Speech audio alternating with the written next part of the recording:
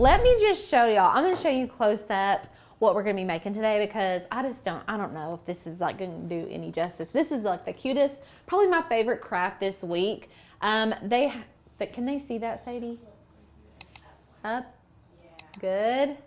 Okay, so this is a Dollar Tree picture frame that we have turned into an ornament. We have also taken a photo off of our phone and turned it into a watercolor painting. So it looks like one of those, you guys know all over Etsy, like the little portrait paintings that are so popular, like for the last 3 or 4 years. I actually was doing them in Procreate and selling them for a hot minute. But I'm gonna show y'all how to do it without having any artistic talent. Okay, so this is this is a picture of my mom, my daughter Ruby, and my niece Emery, and it says Mimi's Girls 2024. She's gonna die when she sees this. I know, and like how cute. You can customize these to have whatever writing you want on it. You can change the fonts, but I'm gonna show you how to get this watercolor effect, how to remove the background, everything that you need to do to create this little ornament, okay? And y'all can get fancy with it. We've got our little frame. This color honestly is beautiful. Yeah. Like if you're into the rose golds and coppers on your Christmas tree, I don't know what theme y'all are doing, but you could totally match these to the theme of your tree and do like a whole little family tree. Yes. That would be a cute idea actually. Yes. So these are just $1.25 at the Dollar Tree. Honestly, just like one of those things where I'm like, could I find like a 10-pack for cheaper on Amazon? Maybe.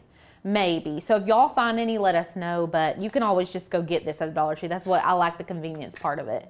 And then we've got this really pretty folk art matte linen. Y'all, we use this color for literally everything. The color is linen, okay? It's the matte. That's our favorite color. You can, if you ask Lauren right now, our favorite color acrylic paint in the studio, we're both gonna give you this answer. So you need that, you need a paintbrush, you need some ribbon and a hot glue. I'm just using this like canvas ribbon right here. I think is really cute and matches our vibe.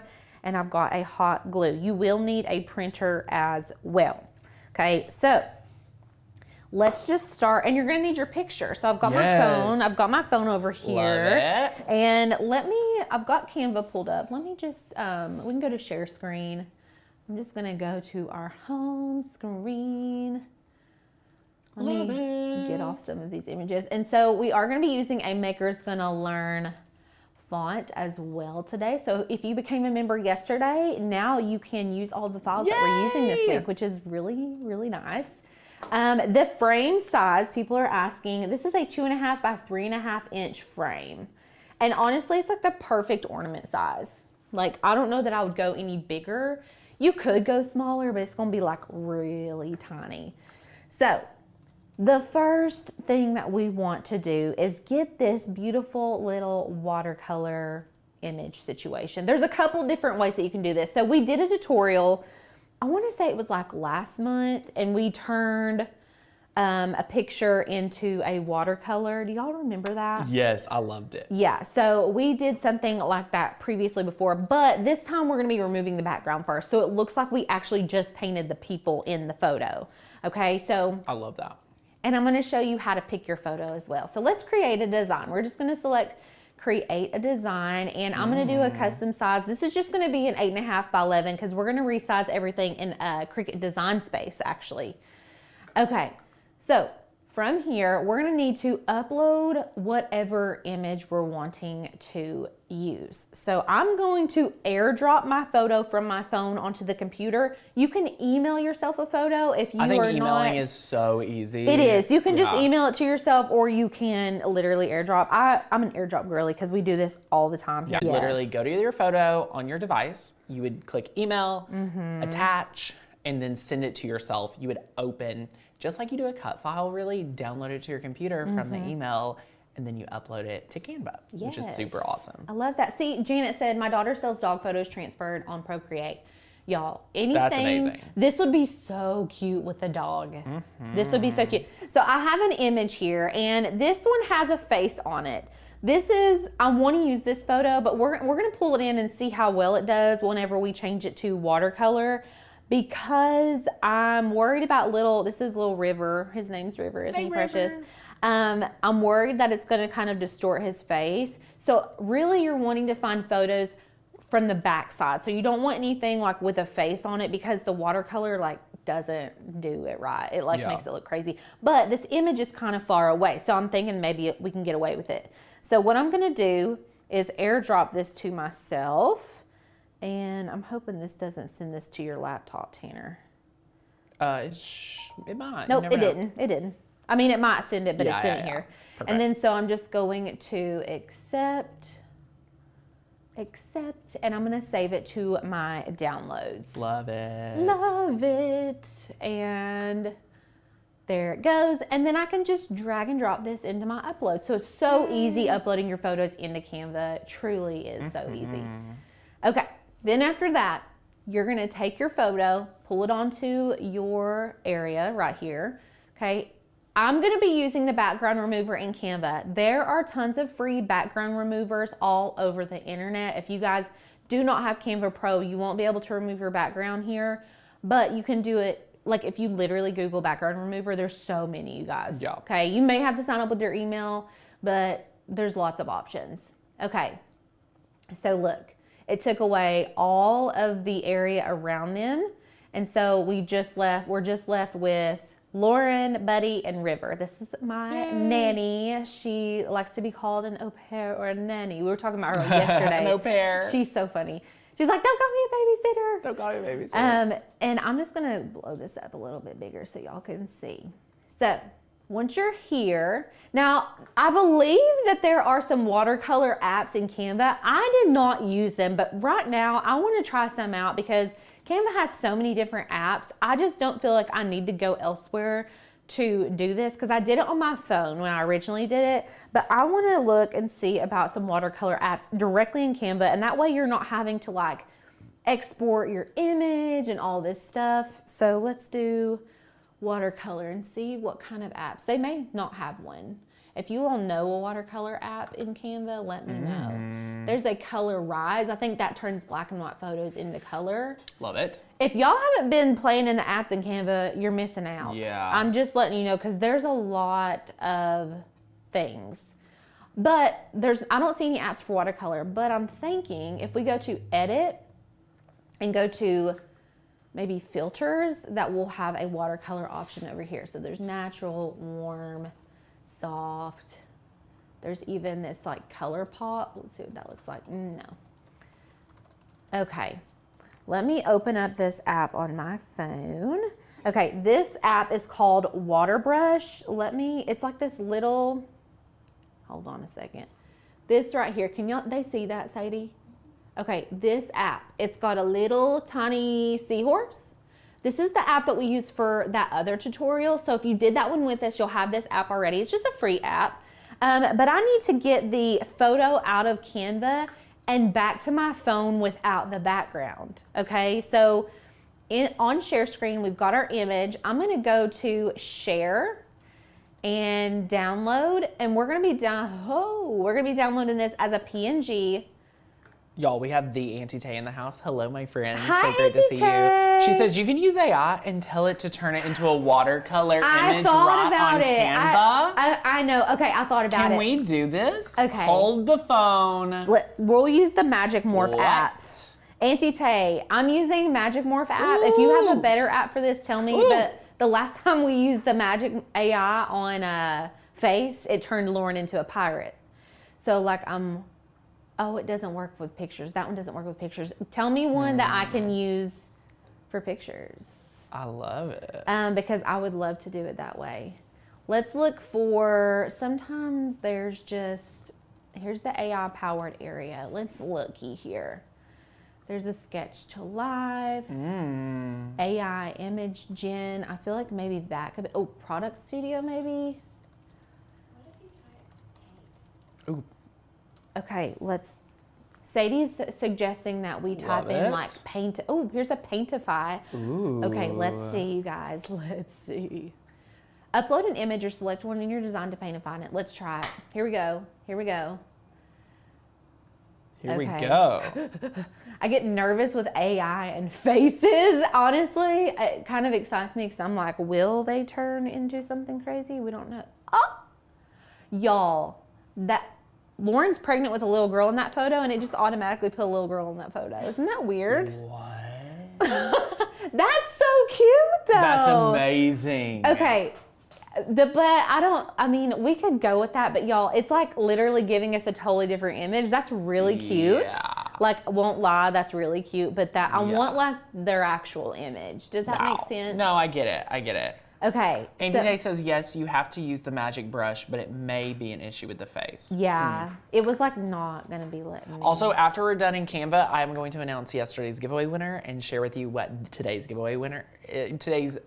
gift up for grabs is. Yes! So just hold on tight because we're getting there. Woohoo! Okay, so I'm going to show you all the way I originally did it. So we've removed the background. From here, we're going to download our image and I'm going to send it back to my phone. Okay, so we're going to go share, download. We're just downloading this as a PNG and I'm just going to select download. It's going to download onto my computer and I'm just going to send it right on back. Okay, so I'm going to open it up and we are going to airdrop it. Okay. Love it. You can also email it back to yourself. Okay.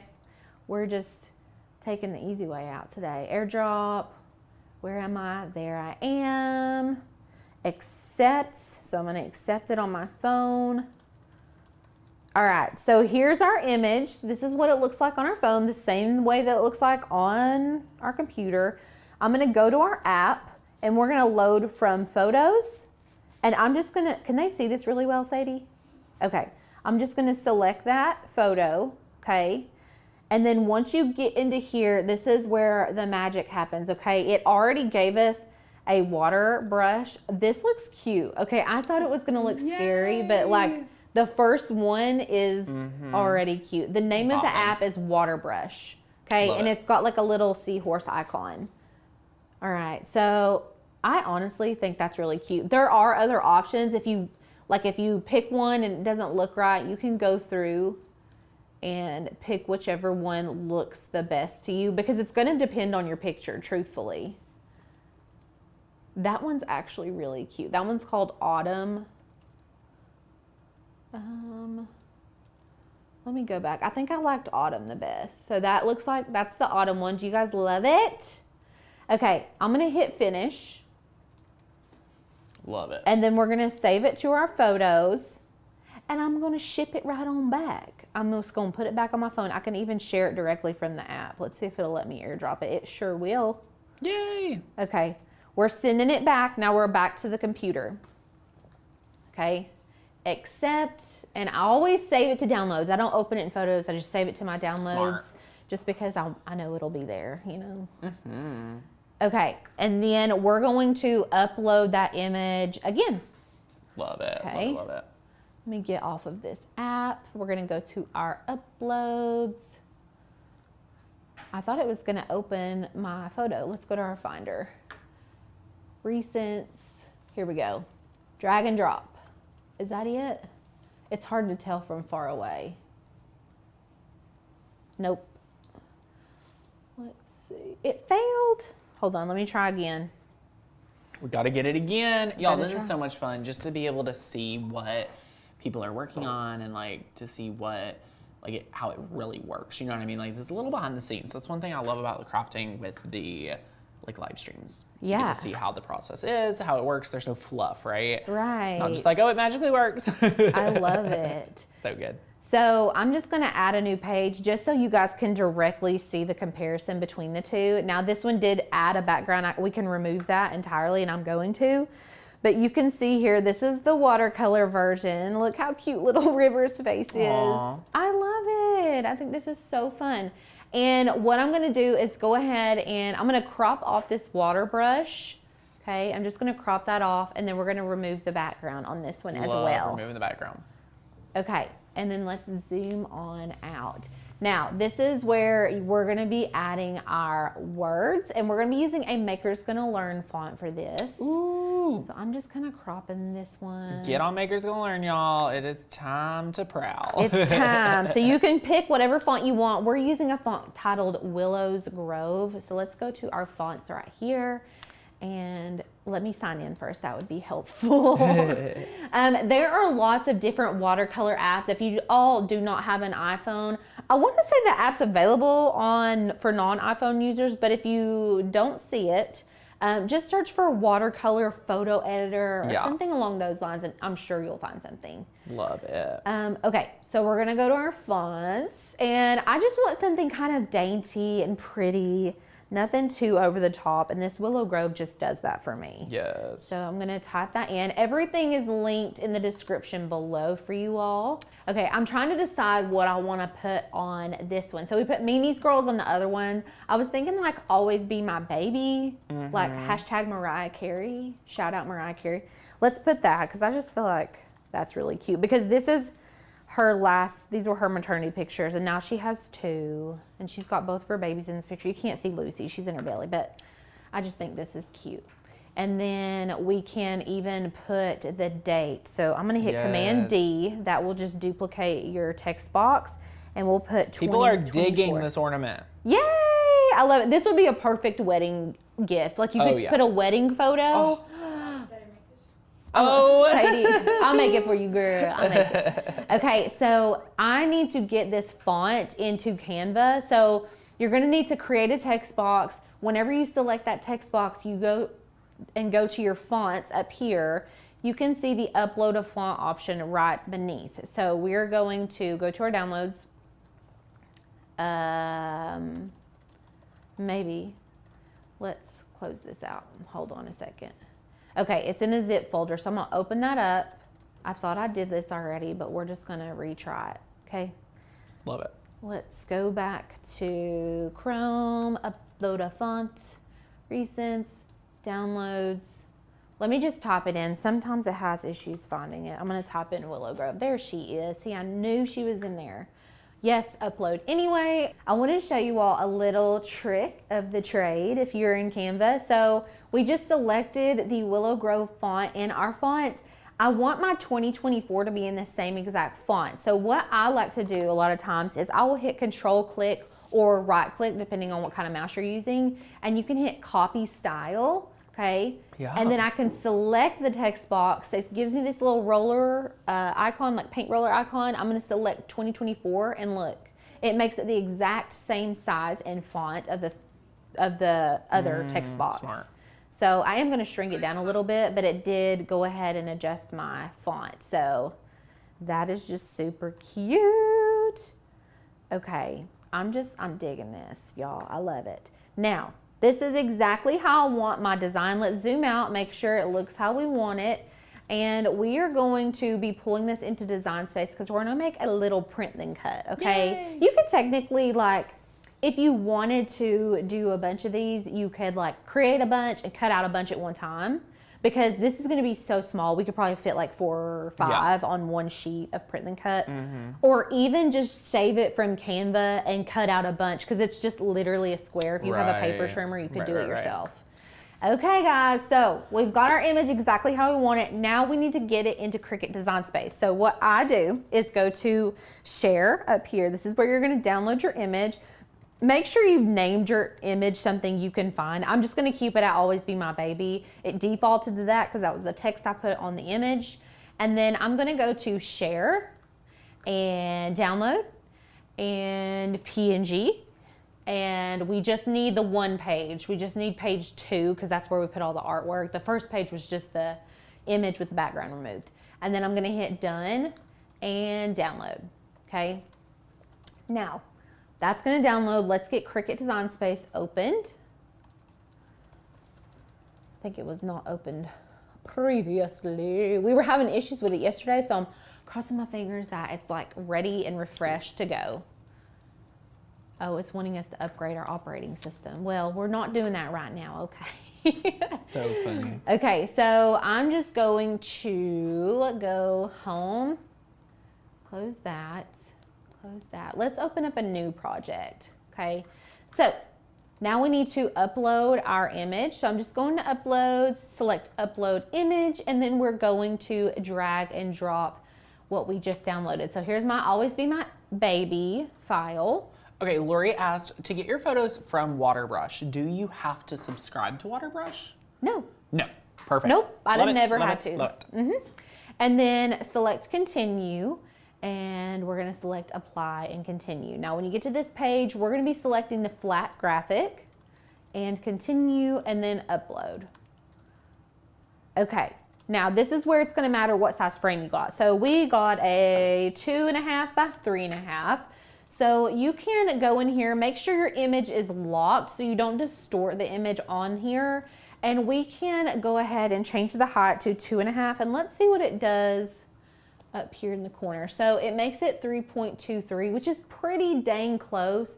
But what I'm gonna do instead to get a more precise size is create a shape and the exact dimensions that I need. So I'm gonna make a square, I'm gonna unlock it, and we're gonna make this 2.5 in width by 3.5 in height. And I'm gonna change this to a guide. So up here on this operations area, there's a drop down menu.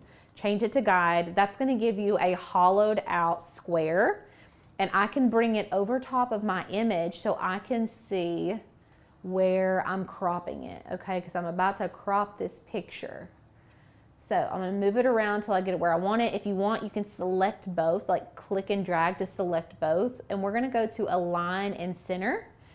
And now it's perfectly lined up. Let me zoom in.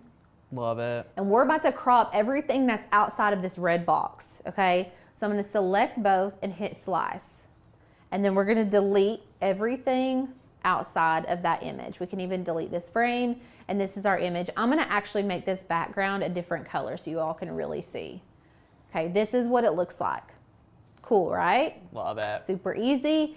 And then this is where I was saying, like, you could do multiples, because we're literally going to be printing a 2.5 by 3.5 on one sheet of paper. You all could do 4 or 5 probably on one. And you could have easily duplicated it in Canva, set it up, changed out the photos. Like, you know what I mean? You could really bulk do this if you're making it for multiple people. Absolutely. You're giving it to all your coworkers. You know what I mean? Like, there's so many fun things to do. For sure. This would be a cute idea for gift tags, Annette. I love that idea. I love that. Okay, so then we're gonna go to make, and we're gonna save this project as Dollar Tree frame ornaments. Wow, I spelled that really good. Ornament, and then I'll save it to my projects. That way I can revisit if I need to. And then we just need to print. I'm gonna send this to the printer. Okay, so I'm gonna select continue, and we're gonna send this to the printer. But whenever I am crafting or printing anything that I want a super good quality on, I'm going to use my dialog box. So select send to printer, make sure you've got the correct printer selected.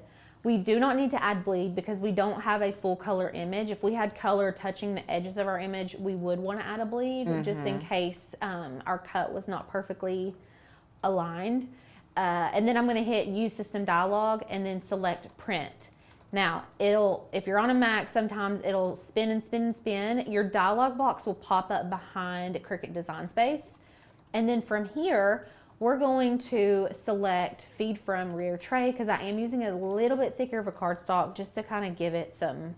I love a good thick cardstock. Me too. It's like my go-to. And then I'm going to select best quality, and then we're going to print it.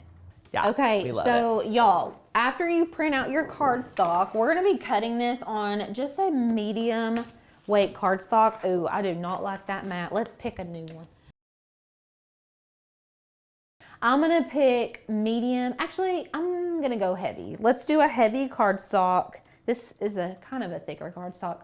You could really print this on regular paper, y'all, but like I said, the cardstock just gives that that you need. Okay, so we're gonna send this in.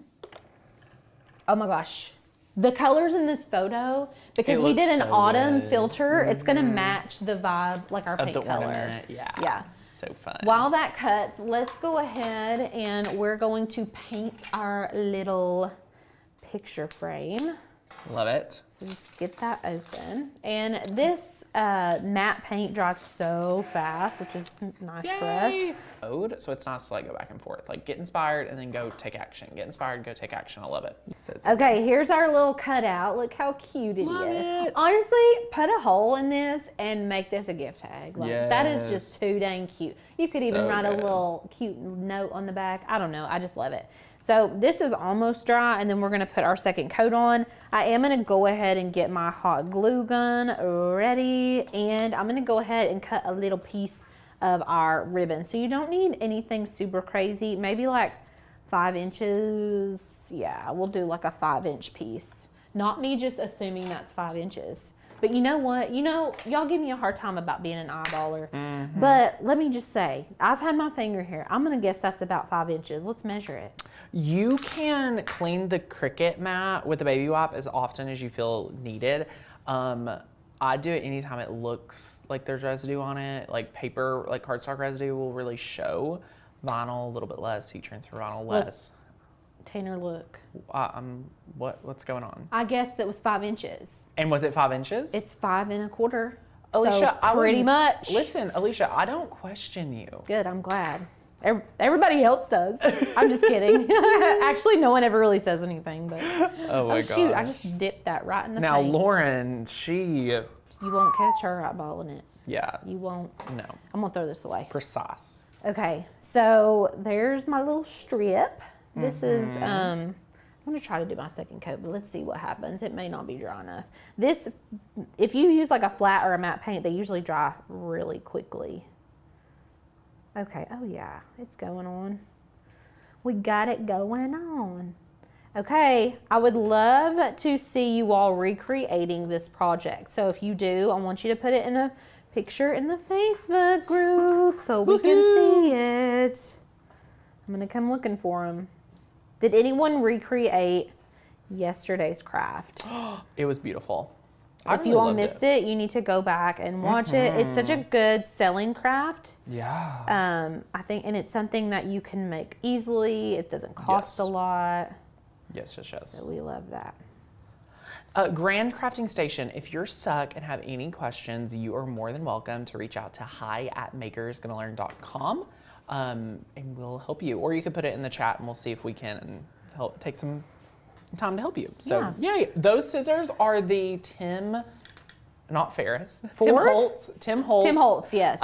These are amazing craft scissors. Another great icon of the craft industry is Tim Holtz. He does a lot of mixed media, but like these scissors are really fun. These have been around since when I started, and they're still sharp. They're still good. Very, very sharp. Love it. Yay. Okay. Oh, people's ordering the basswood sheets. My basswood's ordered. Woo-hoo. Oh my gosh, y'all are just gonna love the crafts more and more as we go in this week. But this was my personal favorite of all the ones that we created for this week. This is my personal favorite. I love this project. I mean, me too. Because I think it's people who keep it forever. It's it looks like you bought it. It does. You know what I mean? Like, it does. So good. I'm gonna grab the heat gun to get that heat gun. Okay. Love it. One thing that's good about using a flat paint is it's dry when it's not shiny anymore. Yes. So good. Yes. Okay. So good. I've got our thing is pretty much dried. I'm going to pop my glass back in. I did tear off the stand on this. You don't have to do that, but just to get it out of the way. And then I'm gonna fold my little pieces down. So good. Let me not put the photo in here. Let me just not do that real quick. I don't know what I'm doing. That's not cute. Okay, let's put our photo in. We're just gonna pop it right in. Uh-oh, she's a little wide. Let me trim it down really quick. Just a little bit, like a hair too wide. But it is Dollar Tree, so what do you do,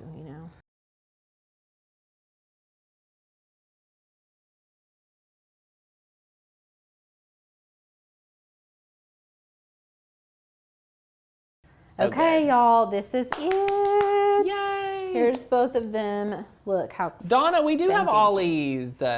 Oh yeah, we love ollies. Love it. Oh my gosh, ollies. bring one of these over to me. So good. I oh love my it. gosh. It's fresh. It's like you literally bought it. I know, it's so cute. And you can do all different colors. You can match it to your color theme. Mimi's girls. Mimi's girls. God. So fun. Today we are going to be making some absolutely amazing coasters that I think you all are going to flip for. And these are so cheap and so easy, and I promise you they look like they came from like Crate and Barrel. And all we're doing this for under $1. Like, I can't even, under $1. Insane. Yes, because you have to think about it. The tiles are very cheap, and we're doing you can get 4 of these trees. Actually, you could probably get more.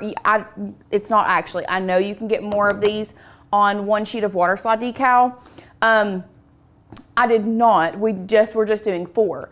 But anyway, so easily done, super affordable. If you have never worked with waterslide decal, y'all, today is the day we're gonna learn. You're gonna learn this together. We're all about using new materials, working with new materials the past couple days. So I don't want y'all to get scared. I don't want you to be like, I can't do that. I don't know what waterslide is. We're gonna teach you everything that you need to know to make these cute coasters. Let's go overhead and show them up close what these coasters look like. I mean, are you y'all, kidding me? Those are so perfect. They're so like, they look so store-bought. They look so professional. And like, I can't even with these. And yes, we are gonna seal these. We're actually gonna seal all of these with the Maker's Magic, and it still gives us a nice like matte finish, which I love. It's so cute. I'm gonna seal these again.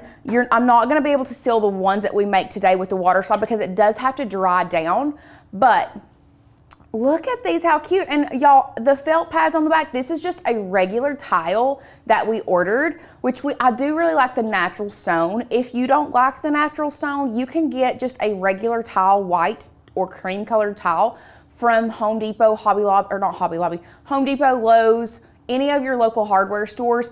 And these felt pieces came from Dollar Tree. And we're just putting the felt pieces on the bottom for little feet. And they're just so cute. And you can make 4 of these for so cheap. Yes. So let's get to crafting and let's talk about the supplies that you need to make this project today. So yes, let's go ahead and go overhead and let's talk about everything we have here on the table. So the base of our project is going to be our tiles. Once again, if you want to see exactly where we got our tiles, our links are in the description down below the video. You have your tiles. Once again, these are natural stone tiles. You do not have to have the natural stone. You can have the smooth tiles if that's what you want. We are using inkjet water slide decal paper, and I'm gonna move these so I don't break them. This is inkjet water slide decal paper. We do love this brand, this Sunny Scopa. Never ever had an issue with this. This is the clear, okay? So that is why you can see the color of the tile behind this. This is the clear water slide decal paper. They do have white water slide decal paper. When you are working with water slide decal paper, one part that is super, super important is your polyacrylic spray. Now we love the Rust-Oleum. This is just a clear sealant, semi-gloss clear. This is gonna be very, very important when it comes to this process because once you print on the water slide decal paper, you have to put 3 coats of this on here before you cut it, okay? I already have 2 coats on it at the moment. So we're gonna put a 3rd coat on it, we're gonna let it dry, and then we will cut it, okay? The next thing you're going to need, some felt feet here. These are just have the adhesive back on them, so all we have to do is take that little paper piece off and pop those on the back of our tiles. We do have a light grip mat. That's just to hold down our water slide decal when it comes to cutting on our Cricut. And then last but not least, we have some Maker's Magic, y'all. This is taking over the crafting community. What is my Cricut doing?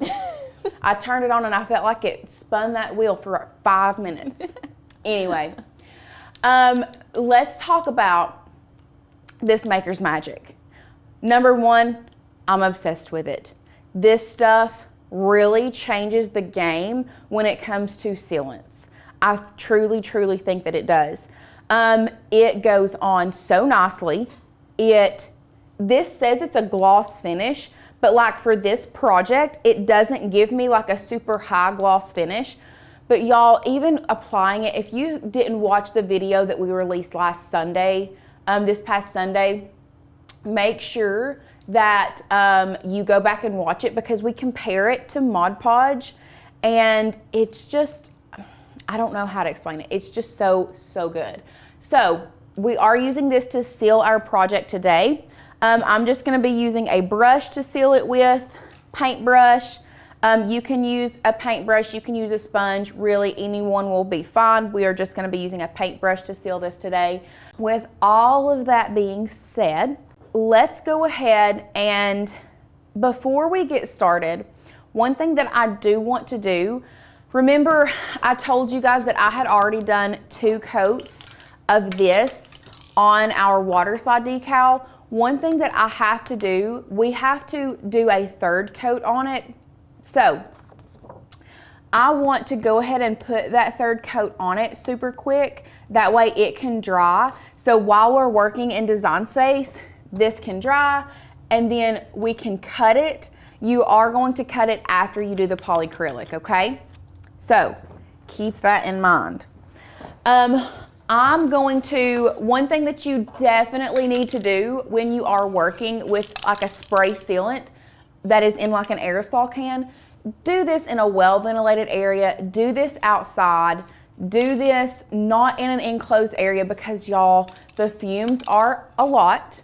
The fumes are a lot. So I'm going to step right outside this door in our studio super fast. I'm gonna give it a quick little spray and I will be right back, okay?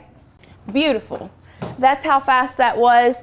Just a very light coat. Nothing, you don't want to do it super thick. So while that door stays open, that's sitting outside drying, we are going to hop over into Design Space and let's go over to our website.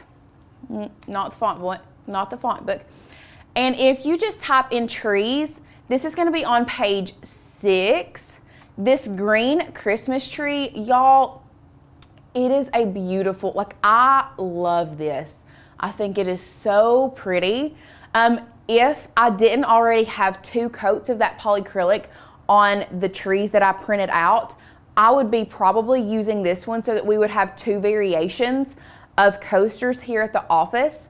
So just know this is a really, really good option for this project. Okay, green Christmas tree is a great option for this project. Now, like I said, the other file that we're going to be using is going to get added to the website very soon, probably in the next 30 minutes or so, and then added into the description. But for right now, back in Design Space, you can see this is the tree that we're using. It's a little bit more realistic compared to this one that looks more like watercolor, which I love that. But this is the tree that we're going to be using, so we're going to add this to Canva, add this to our canvas. Why do you use both the spray sealant and the Maker's Magic? Aren't they both sealers? Yes, Lorraine, they are both sealers. However, you have to use the spray sealant on the actual water slide decal for it to work, okay? So it's not going to work if you don't have the spray sealant on the water slide decal. It's like it creates a barrier for that decal to slide off the backing and then stick to the medium that you're working with. And then from there, we're gonna put Maker's Magic on top of that to seal in the tile and seal in our seal our water slide decal onto our tile so that it is usable. Okay, so once we have our tree, whatever tree you want to use in Design Space, the first thing that I love doing is I love taking my blank and I love measuring so that I can get an idea of how large I need to make this. So no matter what tile you use, we are using a 4x4 tile. So once we have that measured, we're gonna go back to Design Space.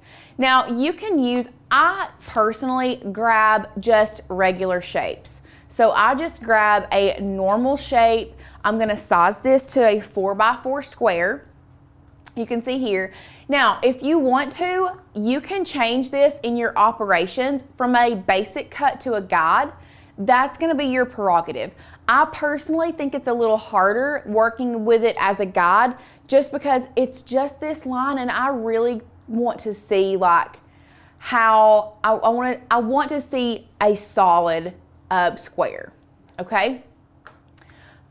So what we're gonna do now, we are going to bring this to front. I'm gonna arrange, bring it to front, and you can see that we have this tree. If we were to just print it like it is, it's going to print out every single little thing, which we do not want to do. What you're gonna wanna do before we go any further is we're gonna add an offset. So with your tree selected, you're gonna come up here to offset, and you are going to add a pretty good little offset because like I said, we just want the outside of the tree, okay?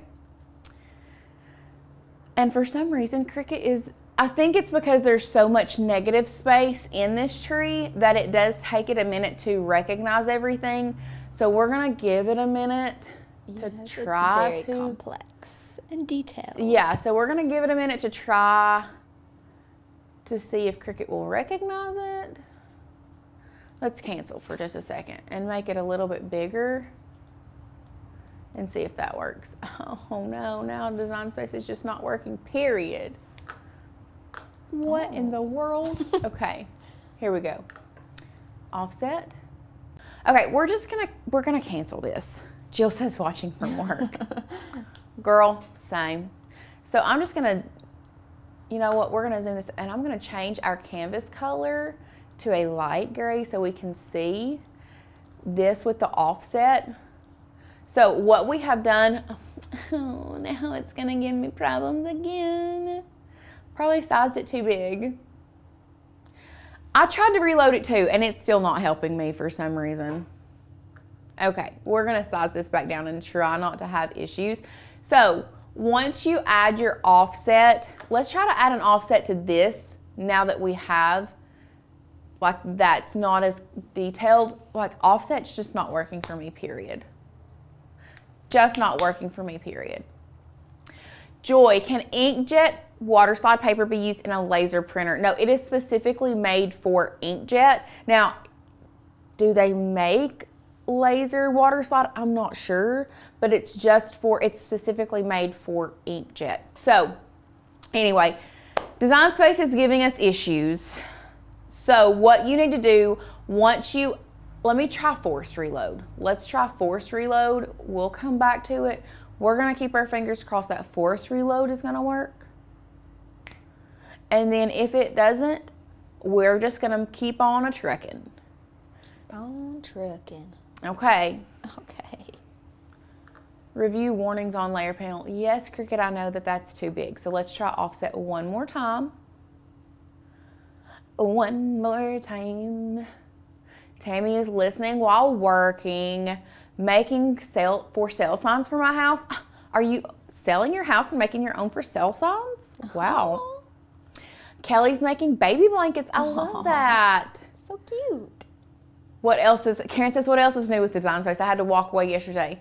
I don't know. I wasn't having issues on my actual computer this morning. I don't know why it's giving us issues here. So anyway, let's go back. I'm gonna change the color so we can see this a little bit better. So what's gonna happen, let me unflatten this. So what's gonna happen when you do add your offset is your waterslide decal and your offset are gonna be two separate layers that you can see here on your layers panel. So what you need to do, I'm just going to center these back together. What you have to do for it to just print the outline, y'all, you have to make sure they are both selected, okay? You have to make sure they're both selected, and we have to flatten them together. So what that's going to do is it's just going to cut around the outside, and because this offset layer is white, An inkjet printer doesn't have white ink, so it's not going to print that, okay? So once you flatten your layers together, what you're gonna do, you are going to size it down to the proper size. And then that's it. That's all you have to do. How beautiful is that? Okay? And actually what I'm gonna have to do, I'm gonna have to reload Design Space. I just now thought about this. We're gonna replace. I don't wanna save this because I've already printed, so it has to be the exact size that I printed. And all I did was went in there and printed what we already had. So, what we're gonna do, I get it, Cricut, why are you not doing anything? There we go. We're gonna delete this out. And that's all you have to do. You're ready to go. Absolutely ready to go, okay? From there, we're gonna go to Make It. And this is where I like to tell Cricut how many copies I want of something. So if you make coaster sets of 4, what you can do, I'm changing this from 8.5 by 14 to 8.5 by 11 size sheet of paper. And I am taking this up and I want 4 copies of this tree because I'm doing a set of 4 coasters, okay? Beautiful, love that. Once you have got to this point, what we are going to do, we are going to click continue. We are going to send this to the printer. We will be using the Canon TS8100 series. For this specific project, I'm turning the bleed off and always using system dialog, okay? Always use system dialog. From there, we're going to click print. The system dialog will pull up behind here. You don't have to go get it, but if you want to go get me a bowl of water, you can do that. I will go get you a bowl of water. That would be beautiful because I did forget a bowl of water. Once the system dialog is pulled up, what you're going to do is, we always love to feed things from the rear tray. So you're going to select rear tray, media type for this one. I chose photo paper just because the inkjet, the waterslide decal paper does have it's like a shiny paper. And I'll show you guys here in a minute when Sadie gets back. We'll go overhead and I'll show you what it looks like and why I chose photo paper. And then of course, we're changing our quality from normal up to best. From there, you would just hit print and then it would print your decal. Now, like I said, we have already printed, so we're not gonna go through that process. I just like to walk you through the process. So now, once it's printed, what you're going to do is you are going to start the process. I just stepped outside to get our waterslide decal. So you're gonna start the process of adding your polyacrylic spray. Now, I think it is best when we use 3 coats of this. So what you need to do, add your first coat, just a very light spray, but you wanna make sure you cover everything. And then you're gonna wait for 10 minutes, 10 to 20 minutes, until it is completely dry. And then you're going to add your second coat. And you're gonna repeat that process 3 to 4 times. I'm just doing 3 for today. And then once it has completely dried down, we are going to let our Cricut cut. Now, since we're overhead, let's talk about what the waterslide decal looks like before it prints. So I told you all I would show you. You can see how shiny that is. So that's why I chose photo paper, just to get the best results, because it is that shiny, slick surface. So that is what our waterslide decal looks like before we add the polyacrylic spray. Now, after you add the polyacrylic spray, because this is a semi-clear or a semi-gloss, it does it mats it down just a little bit, and you all may not be able to see it, but you can feel the polyacrylic on there. Now, once you have done that, we are going to add this to let's do it right here. Add this to our mat. I'm gonna make sure I burnish it down really well. And I'm actually I'm gonna burnish it from the back just so I don't damage any of the polyacrylic spray. Just gonna make sure it gets on there really well. Okay.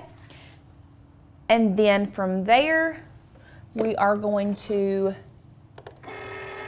send it to our printer. Now, the setting, oh, it's not connected.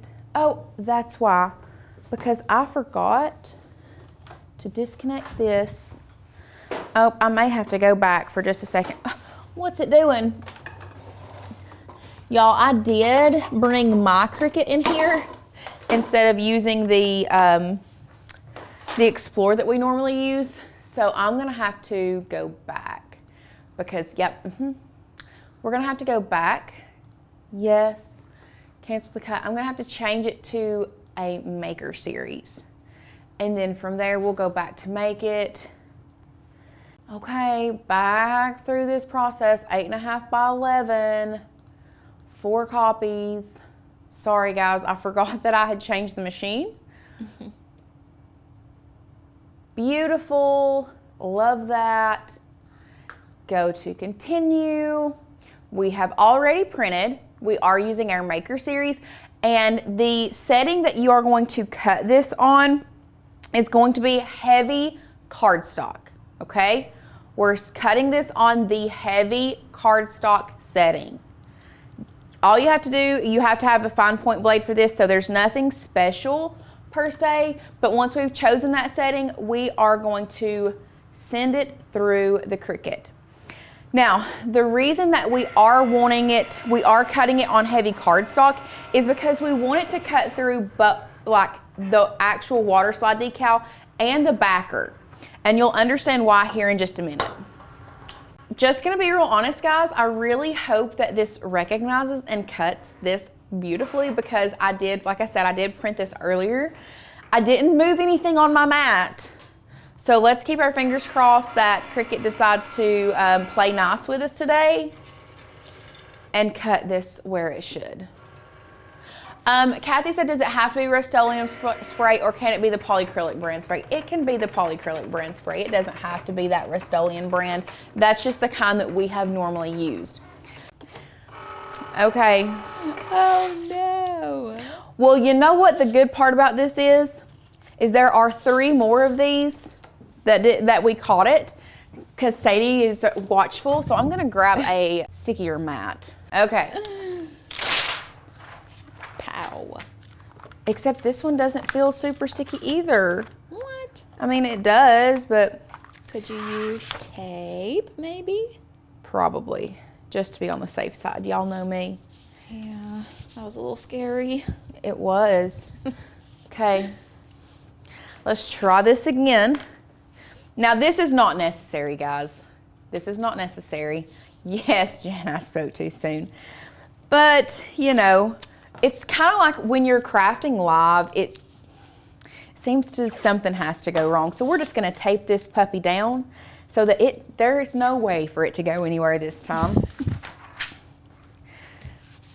Make sure it gets stuck down on this mat real good. Okay, let's try it again. We're going to go back over here. Let's load it in. We are going to be working with heavy cardstock. We're still on the same mat. Beautiful. And let's try it again. Now, it is going to cut in this area again. That'll be fine. I'm just not going to use that one. I will use a different one. So if this ever happens to you guys and you see it doing this, hit that pause button to stop your Cricut and then unload your mat, okay? So it's all good. No worry. Lorraine said, I was wondering if the light grip mat would be good. Normally it is. And honestly, this light grip mat it's pretty sticky. I mean, y'all can see, it's not super sticky. I don't know if it was just not in my favor. Maybe I didn't burnish it down super well. Like I said, I thought it did. Halloween may be over, but the gremlins are still causing havoc. The Cricut gremlins are, yeah. You are right, they are. How did we cut the same layer again? We just made sure that it was selected on our mat. Go to the share screen. We just wanted to make sure that this stayed selected, and you can cut that again, okay? So back to our Cricut. You can see it's just cutting the same area it was in a while ago, not a big deal. The pause button is, if you have a maker, it's actually the same on both an Explore and a Maker series. It's right here, these two little lines here. Now it may be different on the Explore Air 2, but I'm not 100% sure. I think it's still right here. Yes, when in doubt, painter's tape out, absolutely, amen. Hashtag retweet all the time. I keep a good old thing of painter's tape in my drawer right beside of me, so in case that were to ever happen, I can just pull it out and tape it down. Now, one thing you need to get prepared while your Cricut is cutting is a bowl of water. This is a water slide decal, so we are going to be using water. And y'all, it seems scary, but it's not. Any good, reasonably priced brands of cardstock made in USA. Robin, we are obsessed with Celebration Warehouse cardstock. Check them out. I think it's like celebrationwarehouse.shop. If you just Google Celebration Warehouse, they have some of the best cardstock. It cuts like butter. They have shed-free glitter cardstock. Ashley Falco is the owner of that company. We adore her. She is such an amazing crafter, and she did a lot of paper crafting. So she used to have an Etsy shop, and she did a lot of paper crafting, and from there decided to start her own cardstock company, and we love it here at Maker's Gonna Learn. So check that out. We think you will adore that cardstock because we do. I think it's gonna be a winner. Now you can see that we have our water slide decal cut out. Let's go ahead and remove this. Now this is why we wanted to use the heavy cardstock setting. Y'all, look at that top one. It messed up just a little bit, but it still come out beautifully. It's perfect. Are you serious? Maybe I spoke again too soon, and maybe they were in my favor again. I don't know. Okay. So what we're gonna do now, like I said, the reason that we want to cut it on the heavy cardstock setting is because we want this cut away with the backing on it, okay? This is very important because this next step, you guys are gonna be like, what is she doing? She's gonna ruin it. But I'm not, I promise. I'm not. So what you're gonna do is you're literally gonna submerge your water slide decal. Look at that. Wow. What? That's what it does. A little roly-poly. It turns into a little roly-poly. And we're gonna unroll it. And if you leave it in here, you can see that it's gonna start coming away from the backing. This blows my mind. Every time I watch this, it's so fascinating. I know. So there's a couple ways you can do this. You can leave it on the backing if you want to and bring it out, or if you want to take it off the backing. If it's more than one piece, I would leave it on the backing and bring it out and then arrange it, because you can start sliding it off here. And you do want your surface wet as well. And then watch. So like, I'm gonna add some more water here. Adding water to your surface allows you to arrange it the way that you want to. And then you're just going to smooth all of this out. And then you are going to set it aside to dry. Y'all, that's it. That's all you do. That was so fast. Yeah. So you do want to make sure, you do want to use your finger and like make sure there's no bubbles underneath it. So if you've ever used the wet method to apply permanent vinyl to a surface, this is the same concept as the wet method. It allows you to move it around, but it dries down sticky so that it doesn't move. So I'm just taking a paper towel and I'm just kind of dabbing this and kind of blotting this water off. And then look, y'all, it's not moving. Karen made a good point. She said it's like those nail stickers. Yes, it's very it is similar. But it is just like the nail stickers, yes. Yeah. You can actually make your own nail stickers. with water slide decals. That's a good idea. And then Okay. put clear polish over them.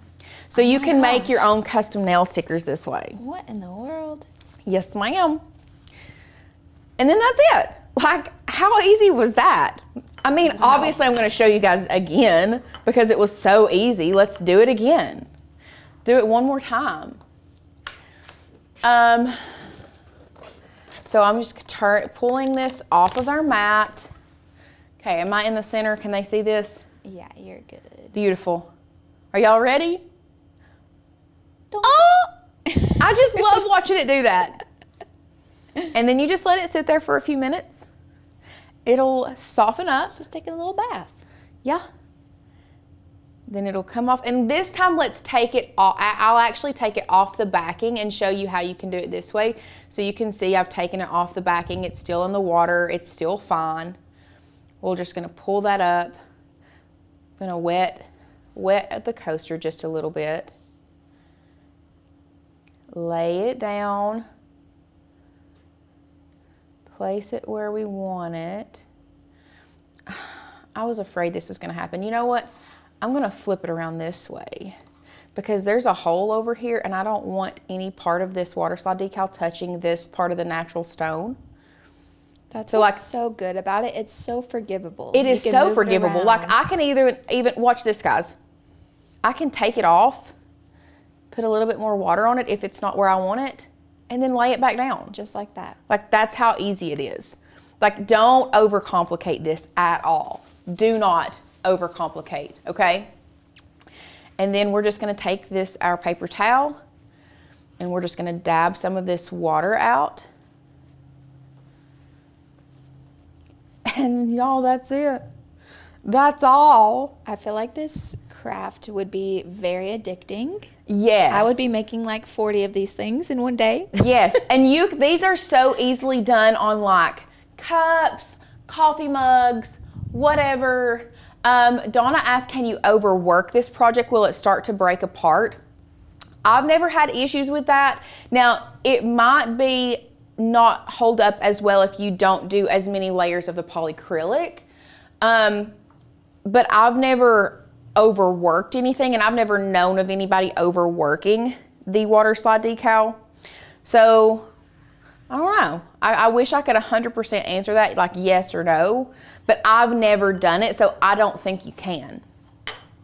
So now, wow, those edges just feel so nice. It's seriously so seamless too. Like after I felt these, when I took pictures of them, it's so smooth. Yes, yes.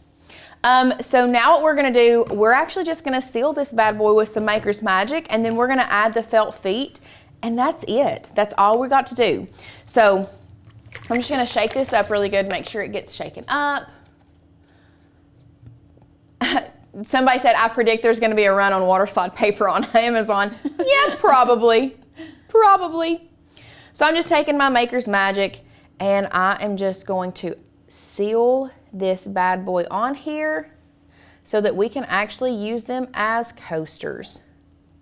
Can I just point out how thin this stuff is, like compared to Mod Podge? Yes, it is very, very thin, but it gives such a good layer of protection. Yes. Now, personally, I'm gonna go ahead and seal the edges of this tile too.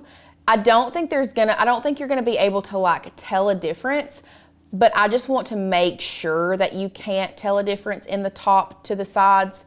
So I'm just gonna add a little bit of sealant here on the sides as well. Let's just hold it this way, get some of this stuff, and we'll just add some to the sides. And you can also do like 2 or 3 layers of sealant if you want to. Like if it makes you nervous, if you're the type of person that you're like, I really don't want this, I don't want it to go anywhere, you can add a couple layers, y'all. It's not a big deal. So once you add your sealant, you're just gonna set it over to the side, let that dry. Now, let's talk about real quick the dry time on Maker's Magic versus Mod Podge. So, I don't know if you all have ever read the back of a Mod Podge bottle, but the back of a Mod Podge bottle, it says that the cure time is 28 days. What? Yes, did you not know that? Ain't no way. 28 days for a true cure time. This has a 1 hour dry time, 48 hour cure time. Wow. 48 hours for a full cure. That is a game changer, especially if you are selling crafts that you have to seal and you don't want any, like you want the integrity to hold up. If you were using Mod Podge to seal stuff and you're selling that, you truly technically have to wait 28 days before you can, because that's the full cure time. So Kathy said, I just ordered my water slide paper. So this 2 days, that's insane. That is insane. That's crazy. Yeah. Jessica, I feel like it's on all Mod Podge, not just dishwasher. Maybe I'm wrong. Maybe it is just dishwasher, but I thought that it was all. But I may be wrong. Like, y'all, I'm not perfect. Like, there's lots of chances for me to be wrong. So if I am wrong, I apologize. But I really thought it was 28 days on all of them. Anyway. Okay, great question. Someone asked, I joined late, why do you need to use the Cricut instead of using scissors to cut out your design? Well, let's just show you. I can't cut with scissors that good. No way. I can't do that. It's very intricate. Yes, and the reason that I don't want to just cut a square around it is because really and truly, like, I don't want the water slide decal to be all over the coaster. I just want it in as few places as it can be. So that's why we did use the Cricut. But anyway, if you want to try it using, I'm going to clean my brush in our water slide water here for just a second. If you want to try to cut it in a square, you can. But like I said, I wanted this decal to be on as few places as possible instead of just like a square all the way around it. This has been I feel like it's been a quick project. Yeah. Y'all, there was one last thing we have to do. We have to add the little feet to our coasters. Yeah, there are the feet. So, all you do, these are just felt pads from, I'm pretty sure they're from Dollar Tree.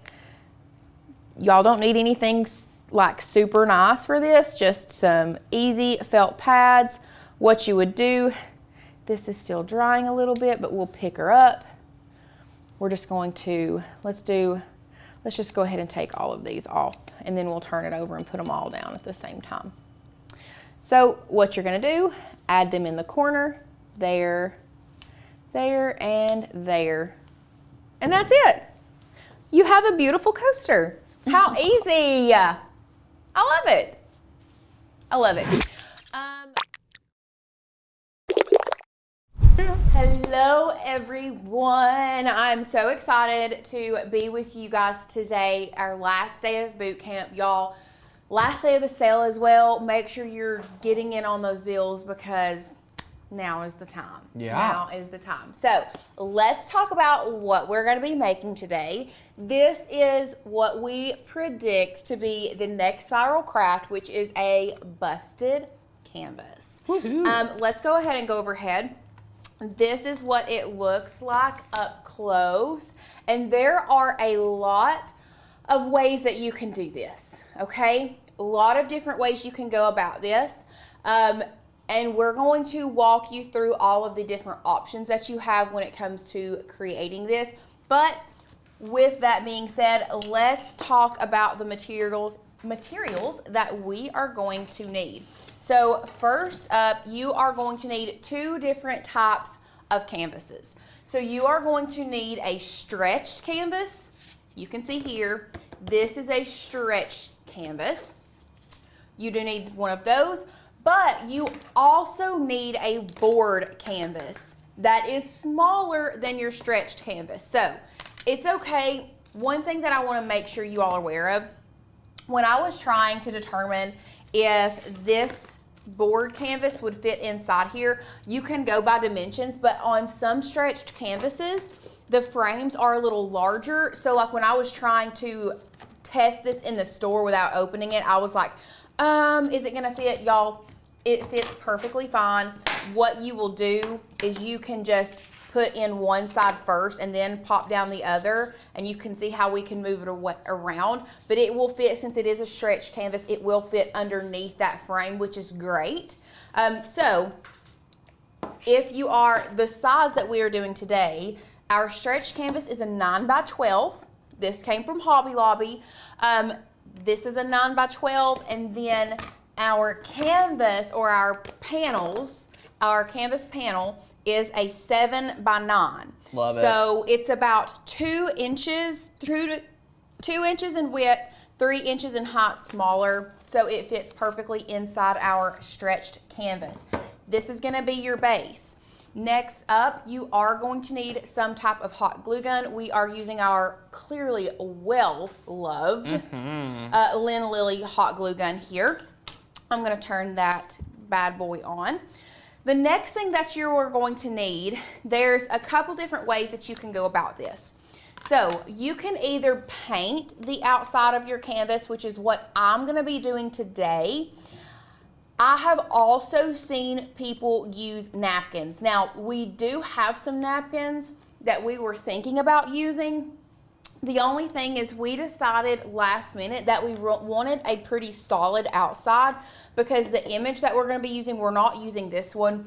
We're actually going to be using this Christmas tree right here on ours. It's one of our stained glass files. Honestly, any of our stained glass files are going to be beautiful for this one, but we're going to be using this Christmas tree stained glass file, and I'm going to show you how you can download it, put it in Cricut, and print it.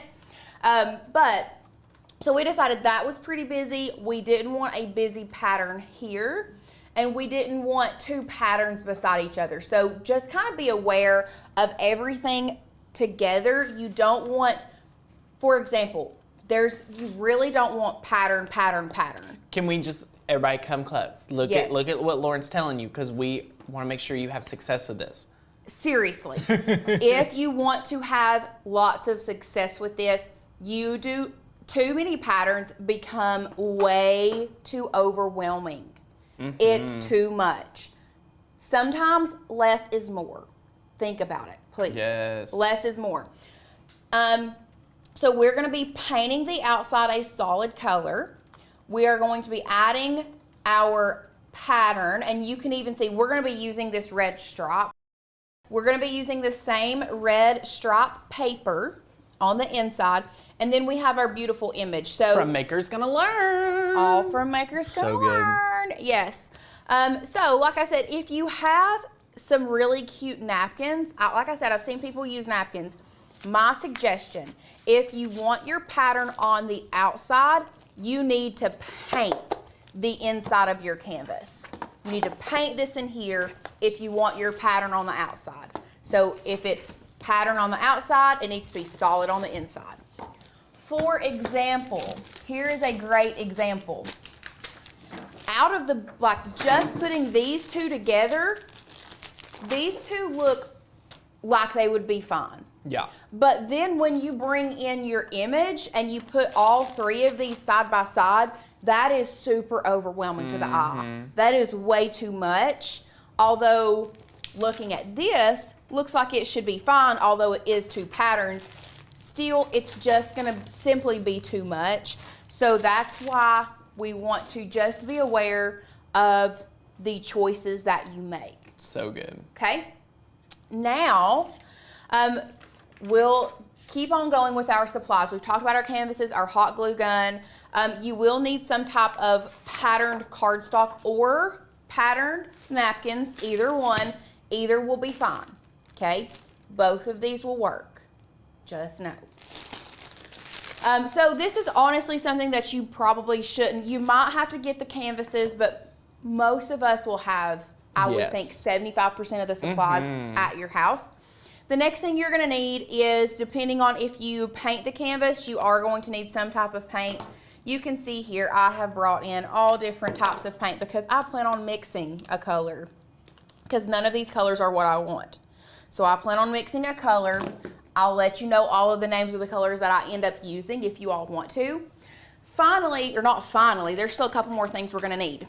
Next up, we have Maker's Magic. Now, this is what is going to be the adhesive for our paper and our print. Love it.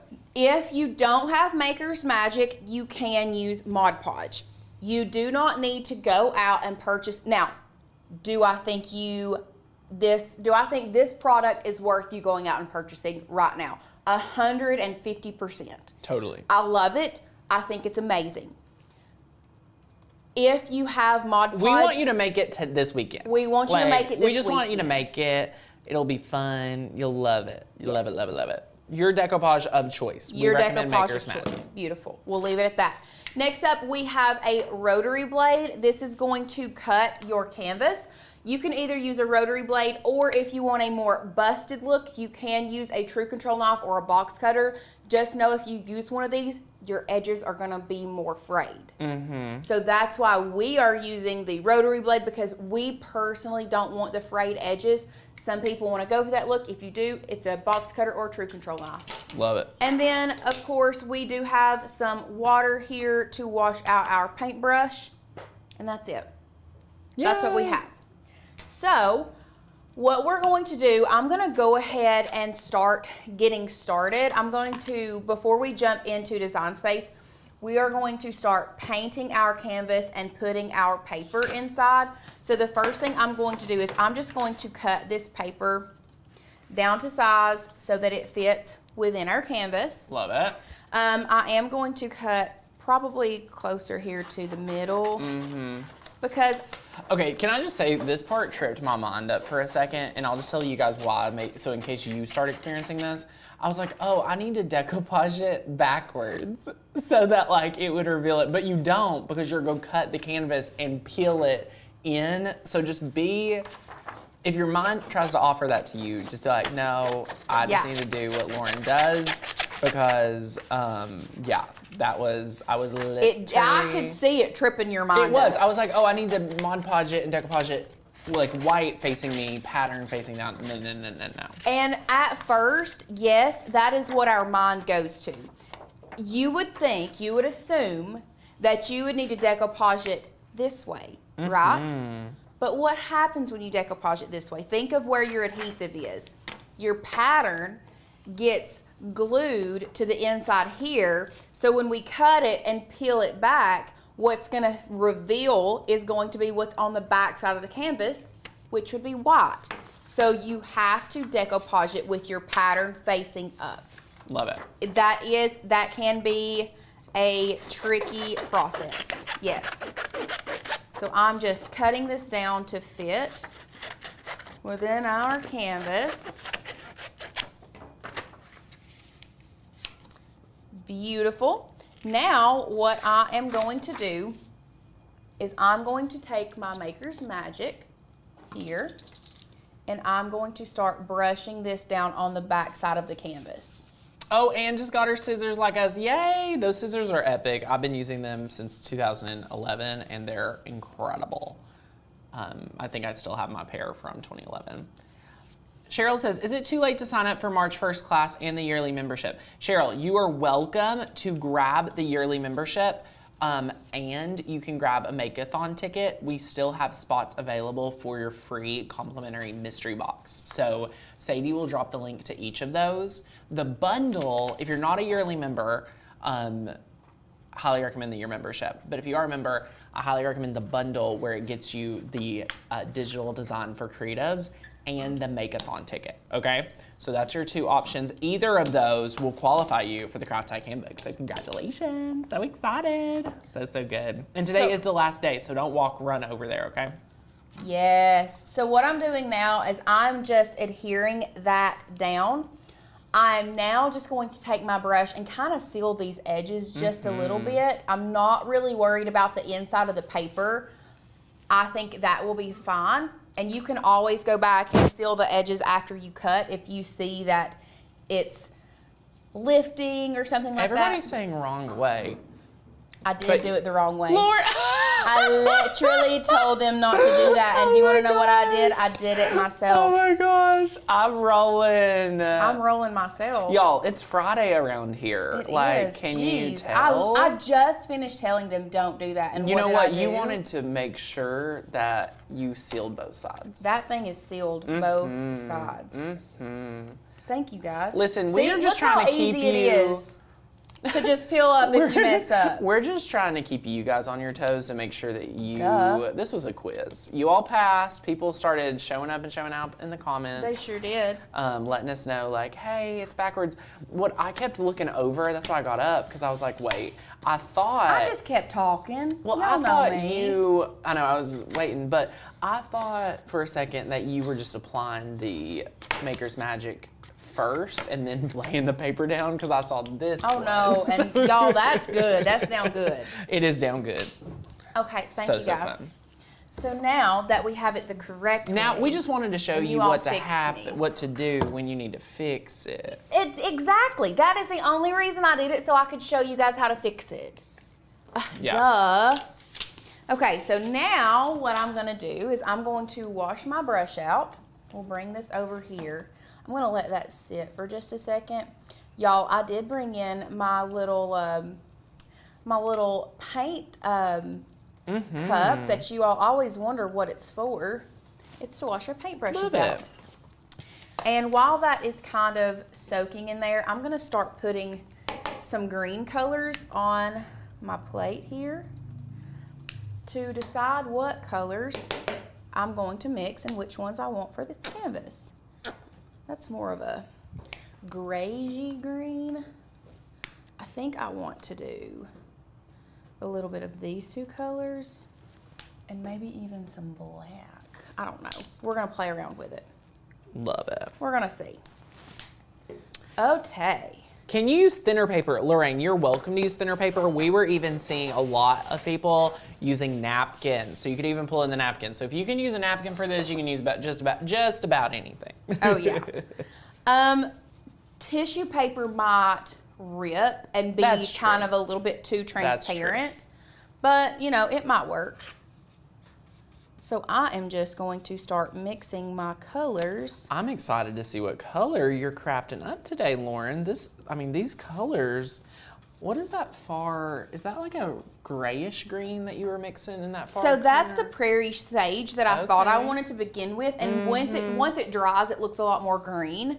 But I still don't think I want to go that route. I'm excited. Who else likes to mix their colors? Let us know. Yay. I love adding black if I'm looking for something deeper.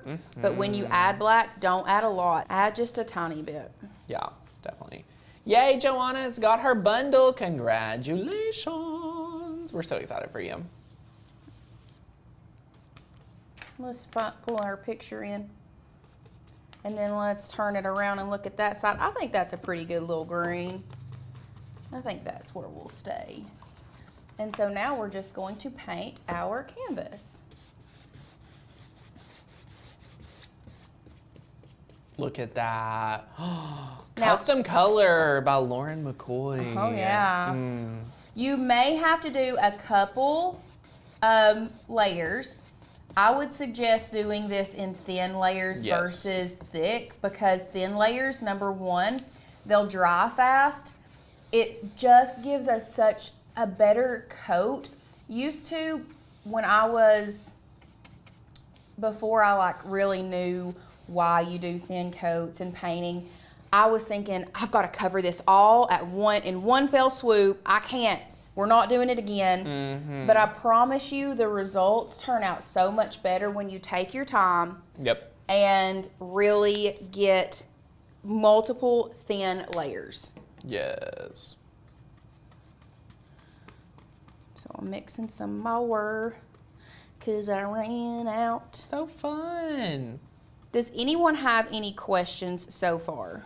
So good. No, everybody's having fun talking about their colors. It is so fun. Thank you, Janet. Okay, Karen says, I have a silly question. Do I need to buy a separate heat press mat for the heat press machine. Just bought the machine this week and have no idea. So Karen, number one, I'm not sure what mat you already have. If it's a Cricut mat, you know, there's different ones. I don't know also what heat press you bought. So little vague with the questions here. Some, like ours came with a rubber mat, like our really nice heat press, the clamshell. It comes with a thick rubber mat, and like that's what's recommended.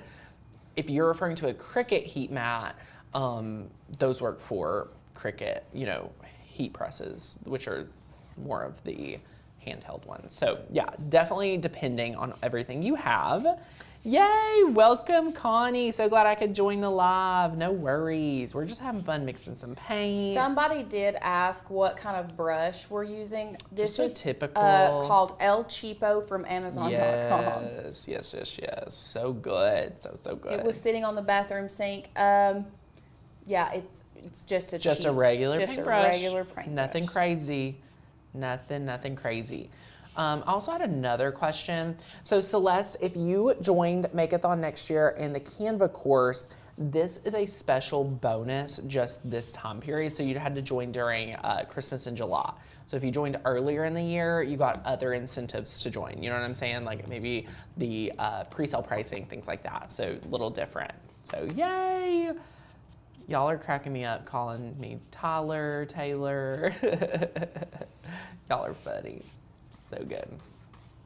Yes, so fun. Does anybody have any other questions? I'm excited to see. People what I think everybody are creates. excited to see what's happening. I mean, we're getting our color on. Do you have your heat gun? I available? don't. I might could use that. Yeah, because we're definitely gonna want to heat this up.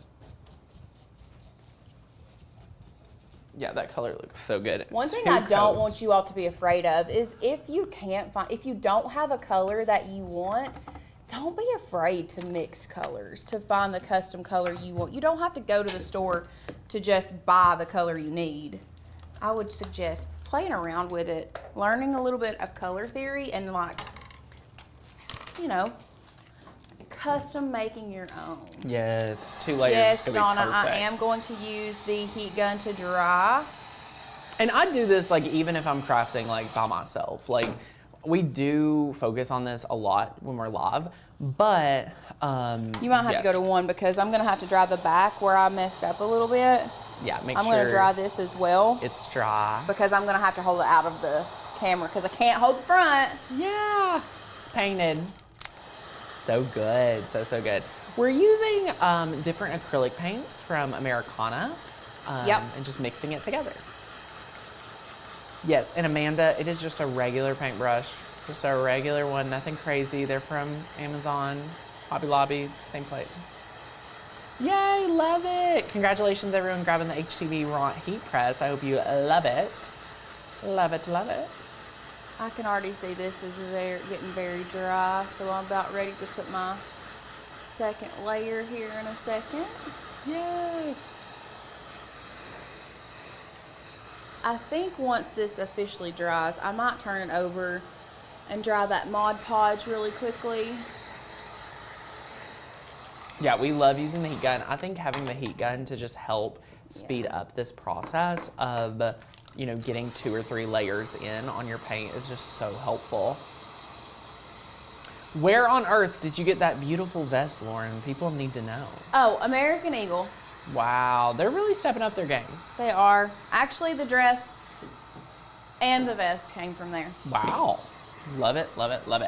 Do you suggest matte paint, chalk paint, acrylic paint? We're using acrylic today. We're using acrylic, yes. Yep, love it. Yes, so good. Okay. I Oh, saw a hack feels for so full good. paint coverage. It said go vertical, then second count horizontal. Yeah, love it. So good. I think Canvas, you know, is one that is great to have a little hack. She was saying that she had a hack that she read that if the first coat you go vertical and then you let it drop, then you Yep. paint the second coat horizontal for 0 stripes or brush strokes. Well, let's Love do that. So Let's good. do it. I'm going to mix some more paint here.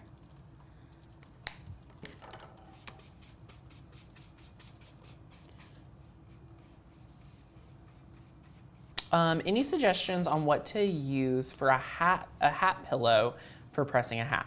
I've been using thick socks to stuff in there. Cindy, Cricut has a really specific hat one, but I will tell you, I don't love using HTV on a hat. And here's why. It's really hard, very similar to applying vinyl on like those ornaments that are like really round. Your image has to be perfect. It just gives so much room for failure that I don't recommend it. I've tried it a lot of different ways, a lot of different tips. You know what I'm saying? Like it just depends. So it's tricky. I'm loving this opposite direction. If you go vertical one side, you go horizontal the next. Great tip. Thank you. I think that's the ticket there with these canvases. Yeah, that's a really great hack. Woo! Uh-oh. It's okay. It's not a big deal. Just got some water.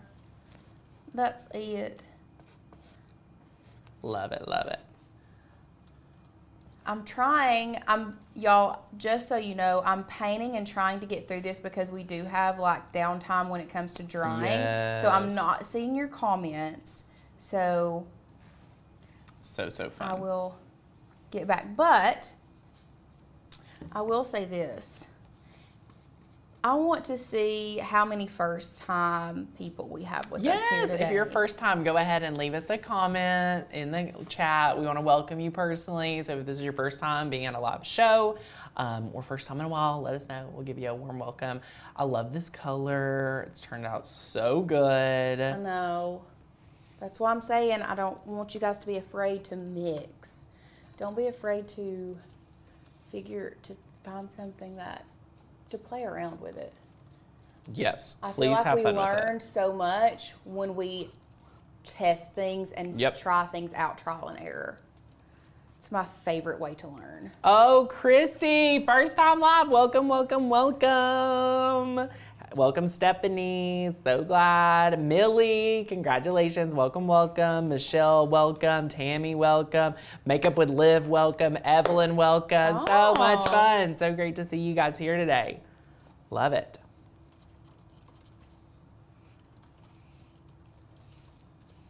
So almost done. Just going back and touching up these edges that I'm messing up.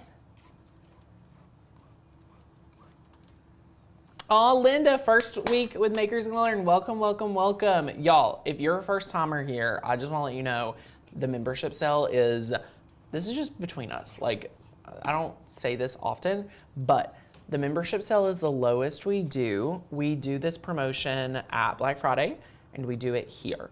This is the lowest price. There is no lower. So if you are even remotely considering working with us, it is less than like 50 cents a day. So you can go ahead, use the coupon code PRIME, get a $197 bonus, and we would love it. So we'd love to mail you something, give you a whole year crafting with us when you say yes to that year membership. I'm trying really hard to be You're making sure this looks good. very careful, but also Yeah. not making a mess. Exactly. And not getting the mess on your me. outfit. I know, I told Lauren when I saw her, I said, Lauren, where are you going tonight? She's like, nowhere. So fun. So good. Love it. Okay, love it, so love we're it. getting close to being dried. I may, here in a minute, I may just set this down and kind of let it dry on its own while we work on everything else. I'm gonna give it a quick pass though on all the sides.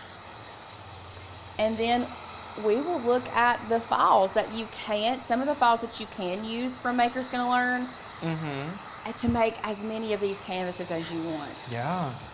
Okay, There's some really good can files. we look at the coverage of this? That's really incredible. Let's go overhead. I want you guys Like to no look brush at the coverage. strokes. No like, brush strokes.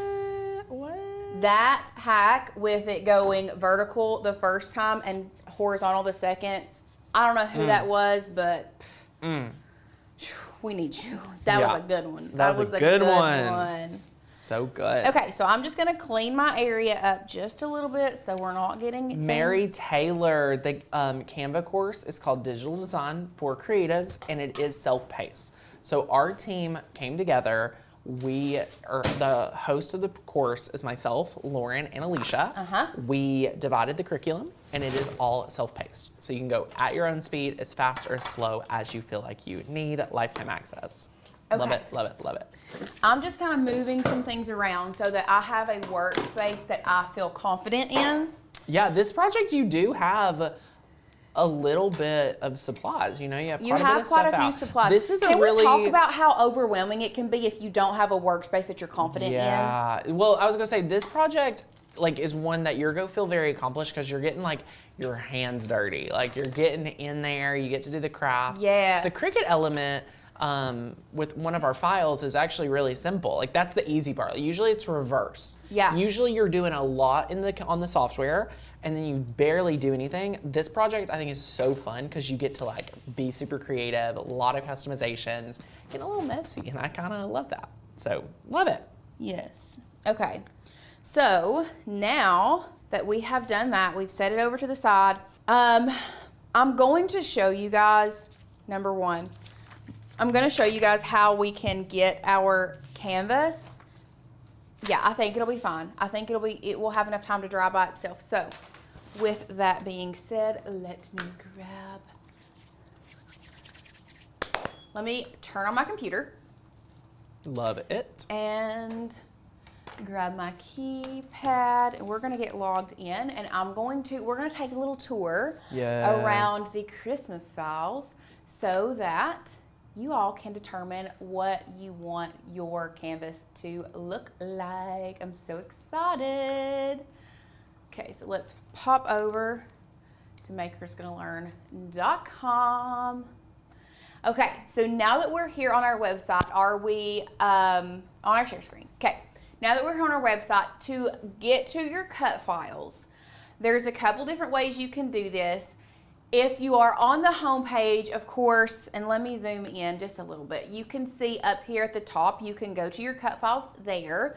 If you sign in and it takes you to your dashboard, I just want to quickly show you guys the dashboard. If you are on the fence about membership, this is my favorite part of membership is our dashboard. I feel like there are so many things that you can find here that it brings it all together. So of course you have cut files and fonts. Here's our amazing Facebook group that if you become a member, you definitely need to be a part of. That's like step number 2. Step number 2, step number 1 is join. Joining. Step number 2 is joining the Facebook group. So it's good. the most uplifting, helpful, loving community that I have ever been a part of on the internet. So good. I'm obsessed with it. Next up, you're going to find our courses section. This is where all of your 30 days to master your Cricut, which by the way, if you sign up for membership, you get instant access to that course that's going to make you a Cricut Pro in 30 days or less. Or if you want it to be more than 30 days, it can be. Yep. It's self-paced. 30 videos walking you from beginner to pro with your Cricut. So yes. Good. Next up, you're going to find classes. This is where all of our member-only classes are going to be, and all of our little special classes that we might have had on YouTube. There's 61 off classes that you get that are just meat and potatoes. I've been saying that a lot this week, but crafts. You can go in there and get a lot of inspiration. It's like Netflix. Absolutely. And then of course your resource guide. This to me is the most Have we went there this week? Will you go there? It's a little library. Go there. A lot of printables. The resource guide is one of the most, I feel underutilized areas on our website. This is where you're going to find all of our resources and guides that you can print out and keep.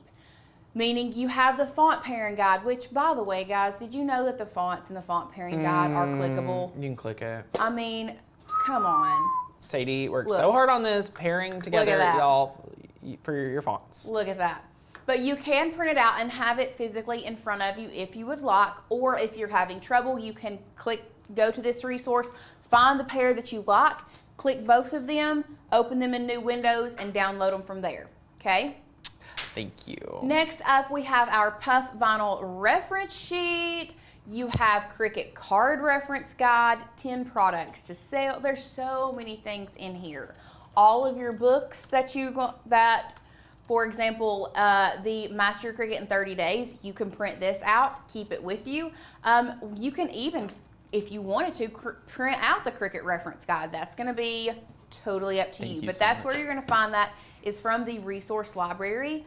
Back to our dashboard really quickly before we go and browse our files.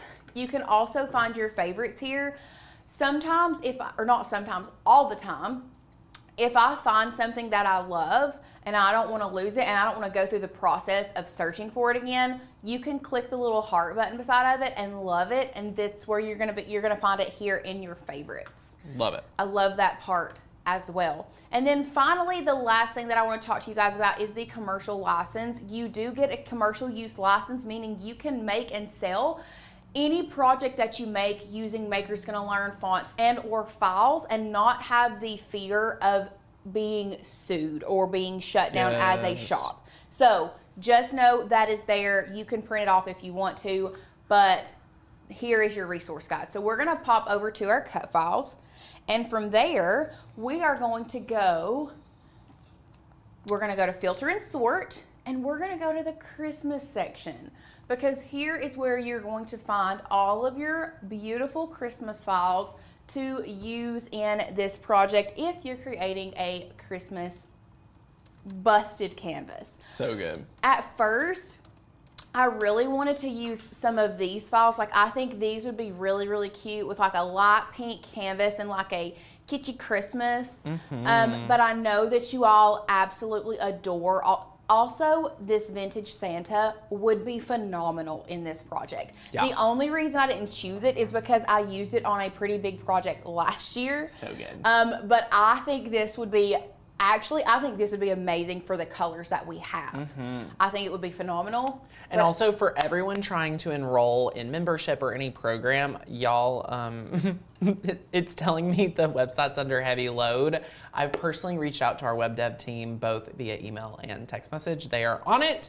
So if you're trying to enroll today. Oh, so we've got a lot of people trying, it seems says like. too many people are accessing the website. We're working on this. So I let my team know they are working on it.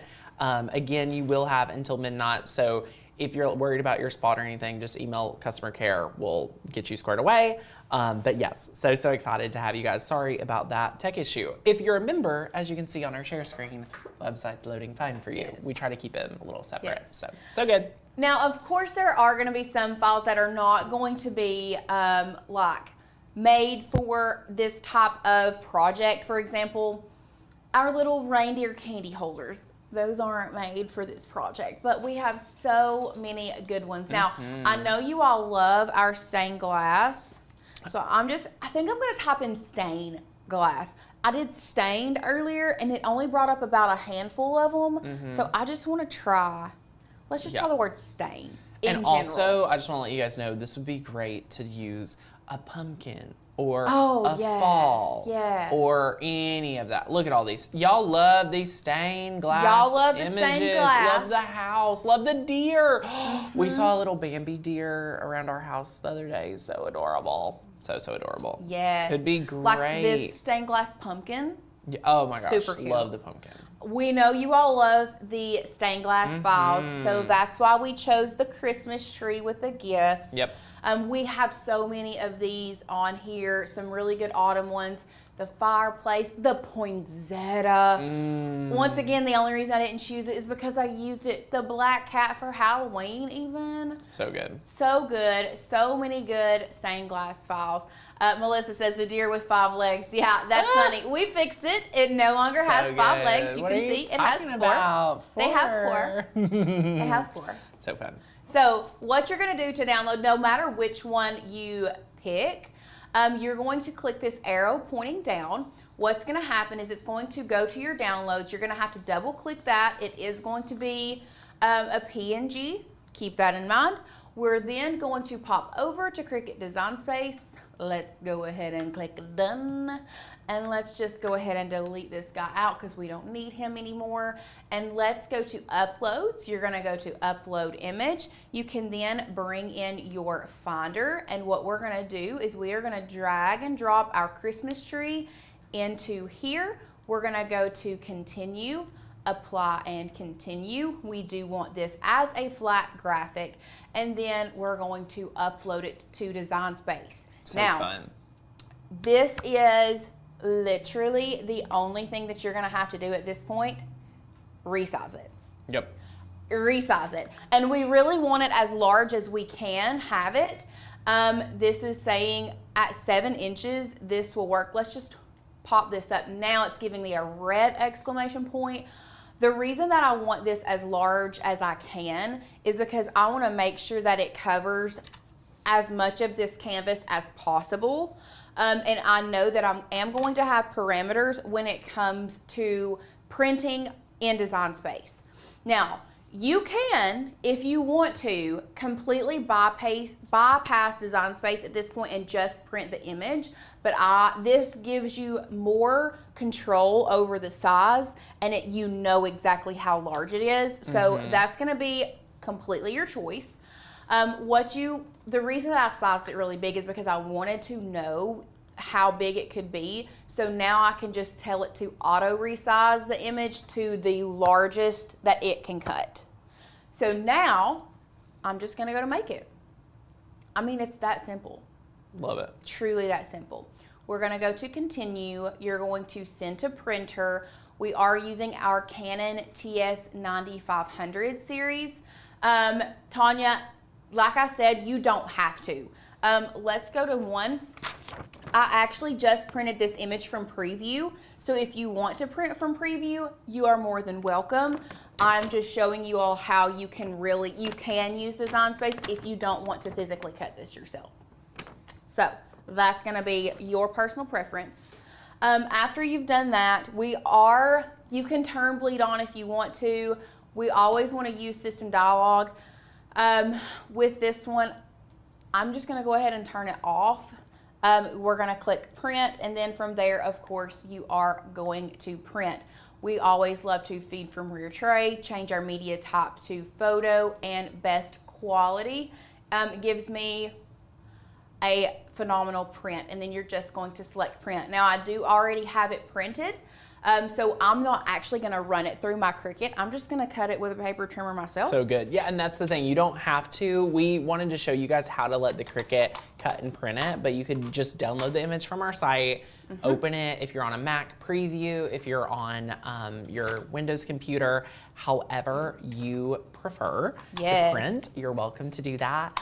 Erica just donated $5 to our coffee addiction. You are so sweet, my friend. Thank you, thank you, thank you. So I'm literally just using a paper trimmer to trim this myself. Like I said, if you want to use the Cricut, that is how you are going to use the Cricut.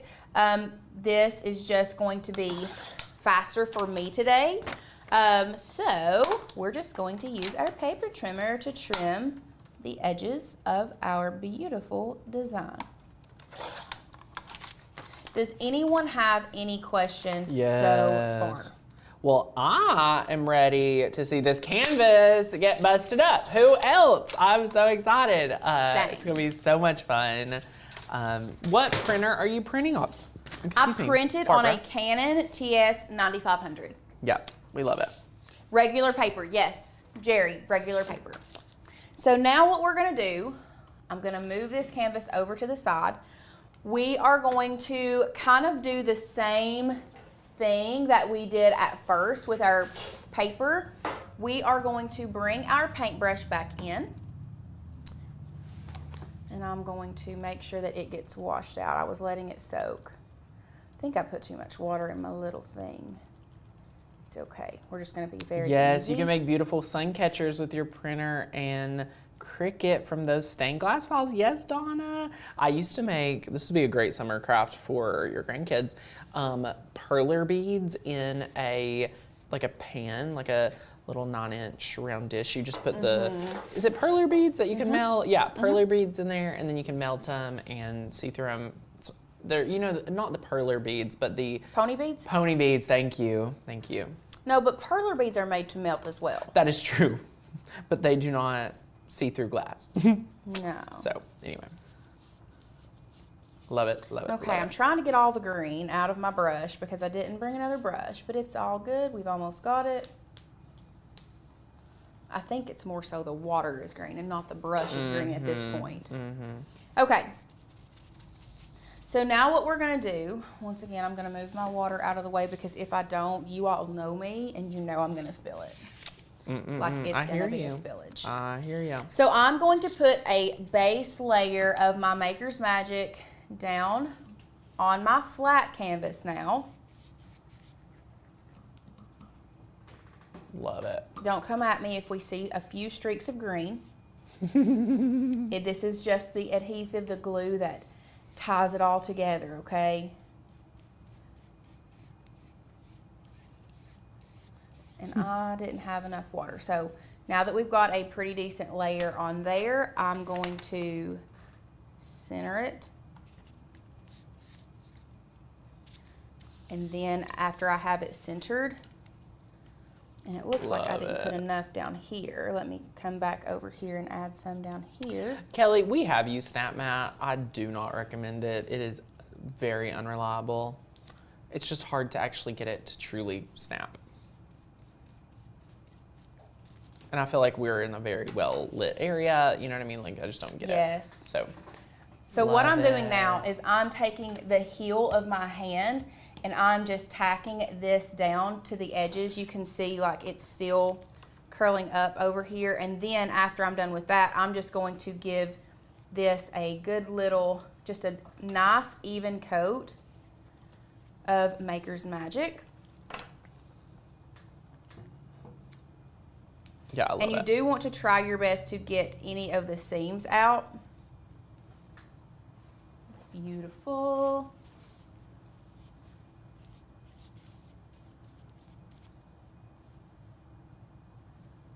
Making sure it gets tacked down. And then we'll give it a nice quick dry.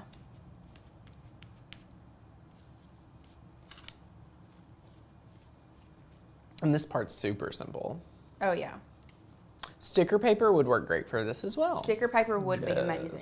Yes, So yes. I'm going to take my, I'm not painting the edges. I'm just going to trim this off like this.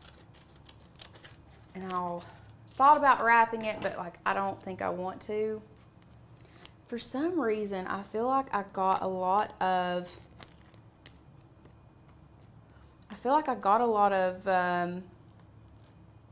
Like bubbles? yes. Mm-hmm. So I'm gonna try to. I know it's a little finicky. Like you have to be careful because you don't want to apply too much pressure because it'll rip. Like it's definitely a more finicky process. So Okay, yeah. are y'all seeing what I'm doing to get these bubbles out? I'm taking my finger and I'm just running it up the edge toward the top in one direction. Since this is printer paper, it's just very delicate. You could do sticker paper. We like that once this is stuck down, it'll look a little bit more like as it's going to look more like a printed on canvas. Yes. Which is what we love. And y'all, if anyone was trying to join the membership or join any program, the links seem to be working again. My apologies. So we got that squared away. Okay, I need to add a little bit more Mod Podge over here on this side as I get it on the table. Look at me go. Look at me go. That's what we have paper towels for, isn't it? And then, of course, I'm going to also trim this side as well. Like this. Now, this is not, you want to get this as good as you can, but it doesn't have to be perfect because the main part of this that's going to show is not these edges. These edges are not going to show. It's going to be right here in the center. So yes, this looks terrible at the bottom and the top. In my opinion, some of the ink ran. I had some paint from my paintbrush and it looks terrible, but wait until it all comes together. I know, so it's a little crazy that it's gonna look so good. Yeah. I'm gonna pull in this thing. I love a good heat gun. People are asking about what heat gun because it's so quiet. It's the Wagner. The Wagner. Gotta love the Wagner. We praise the Wagner all the time. Yes, love it, love it, love it. Just gonna do a quick dry on this. Do you have to wait a while after printing? We printed ours maybe a half hour before the show. Maybe. So barely, not really. But you do have to be careful. Yeah, you still have to be careful because if you're not careful, the ink could possibly run quite a bit. And that's why for this one, it's actually better for you to print, even if it is on regular paper. Change that to photo because like I said, it's gonna deposit more ink so that if some of the ink runs, it's not gonna look bad. Yeah, so good. Now Trish asked, she says, when I purchase digital design for creatives, is everything included or do I need to check each box? I don't know what you mean by check each box. Is the handbook also included in the deal? So if you join by midnight tonight, you will get a Craft Tag handbook if you spend over $97 at Makers Gonna Learn. Now, for your question, you're asking, is this included with digital design for creatives? Yes, if you purchase digital design for creatives, you get the Craft Tag handbook, but we do have a bundle deal. So Sadie, will you drop the bundle link? If you're an active member, this is the lowest price to get Craft Tag handbook, Make-a-thon 2025, mystery box, and digital design for creatives. It's one big bundle, super simple. We offer a 2-pay or a 1-pay. No extra cost to do the 2-pay, just FYI, and it qualifies you for the book. So that's what I'm recommending any existing member that hadn't got their ticket to Make-a-thon next year. So let us know if that helps answer your question. Sally asked, does that allow the texture of the canvas to show? Sally, yes, we love using printer paper because it makes it look like it's printed on the canvas, which I love. So good. Okay, so now what we're doing, we have our canvas. I've laid it over to the side. It's drying some more. Now we are going to cut our circle, okay? So what you're going to want to do, there's a couple ways that you can do this. You can get something to lay in here, and I'm not seeing anything like generally right here. You can get something to make a perfect circle if you want to. I'm just going to kind of eyeball it. I think that's better, honestly. I mean, if you're going for the busted look, it will be better. I think this corner needs to come over this way. So we have a general idea of where we're gonna cut. Like I said earlier, if you want it to be, if you want it to look ripped, use a true control knife or a box cutter. If you want it to be a lot smoother, use a rotary. Now, Lauren, your circle you went big. I did, didn't I? Oh, I love it. It's fine. Maybe it needs, we'll You're see. fine, you're fine. You're gonna make magic happen. Well, I mean, the thing is you can make it bigger and you don't have to pull back your edges as much if you don't want to. Oh, I'm Think picking about up it what that you're putting way. down. I'm picking it up. So I'm just going to start. Da-da, da-da, da-da-da-da-da-da-da-da. Okay. I must have accidentally double cut that. We'll just snip that right off. I'm just cutting it like I would cut a pizza. Yep. And again, if you want more of a fringe, if you want more of a texture, we've seen people use true control knives. In our testing, we found for cleaner cuts, this is what you want to use. But if you're like, no, Tanner, give me the fringe. It's Christmas. I want, fringe. Use the true control knife. Use a box cutter. The box cutters go really fringe it up. So just be mindful of that. Let us know what questions you guys have. Love it, love it, love it, love it. Does Mod Podge leave a textured finish when it dries? Mariah, yes. I think almost all glues will leave some sort. We think Maker's Magic gives the best. Love it. Sorry if you already spoke about this, but working on getting packed. Will Maker's Magic reactivate when heat like Mod Podge does? So Sherry, if you're reactivating your Mod Podge or your Maker's Magic, you are heating it you're heating too close. It will a little bit, but in my experience, Maker's Magic, again, is just gonna give you a better result. So what I'm doing now, it looks like there were a couple places where it just kind of hung. I'm just coming in with some scissors and making sure those cuts are still nice and clean. Love it.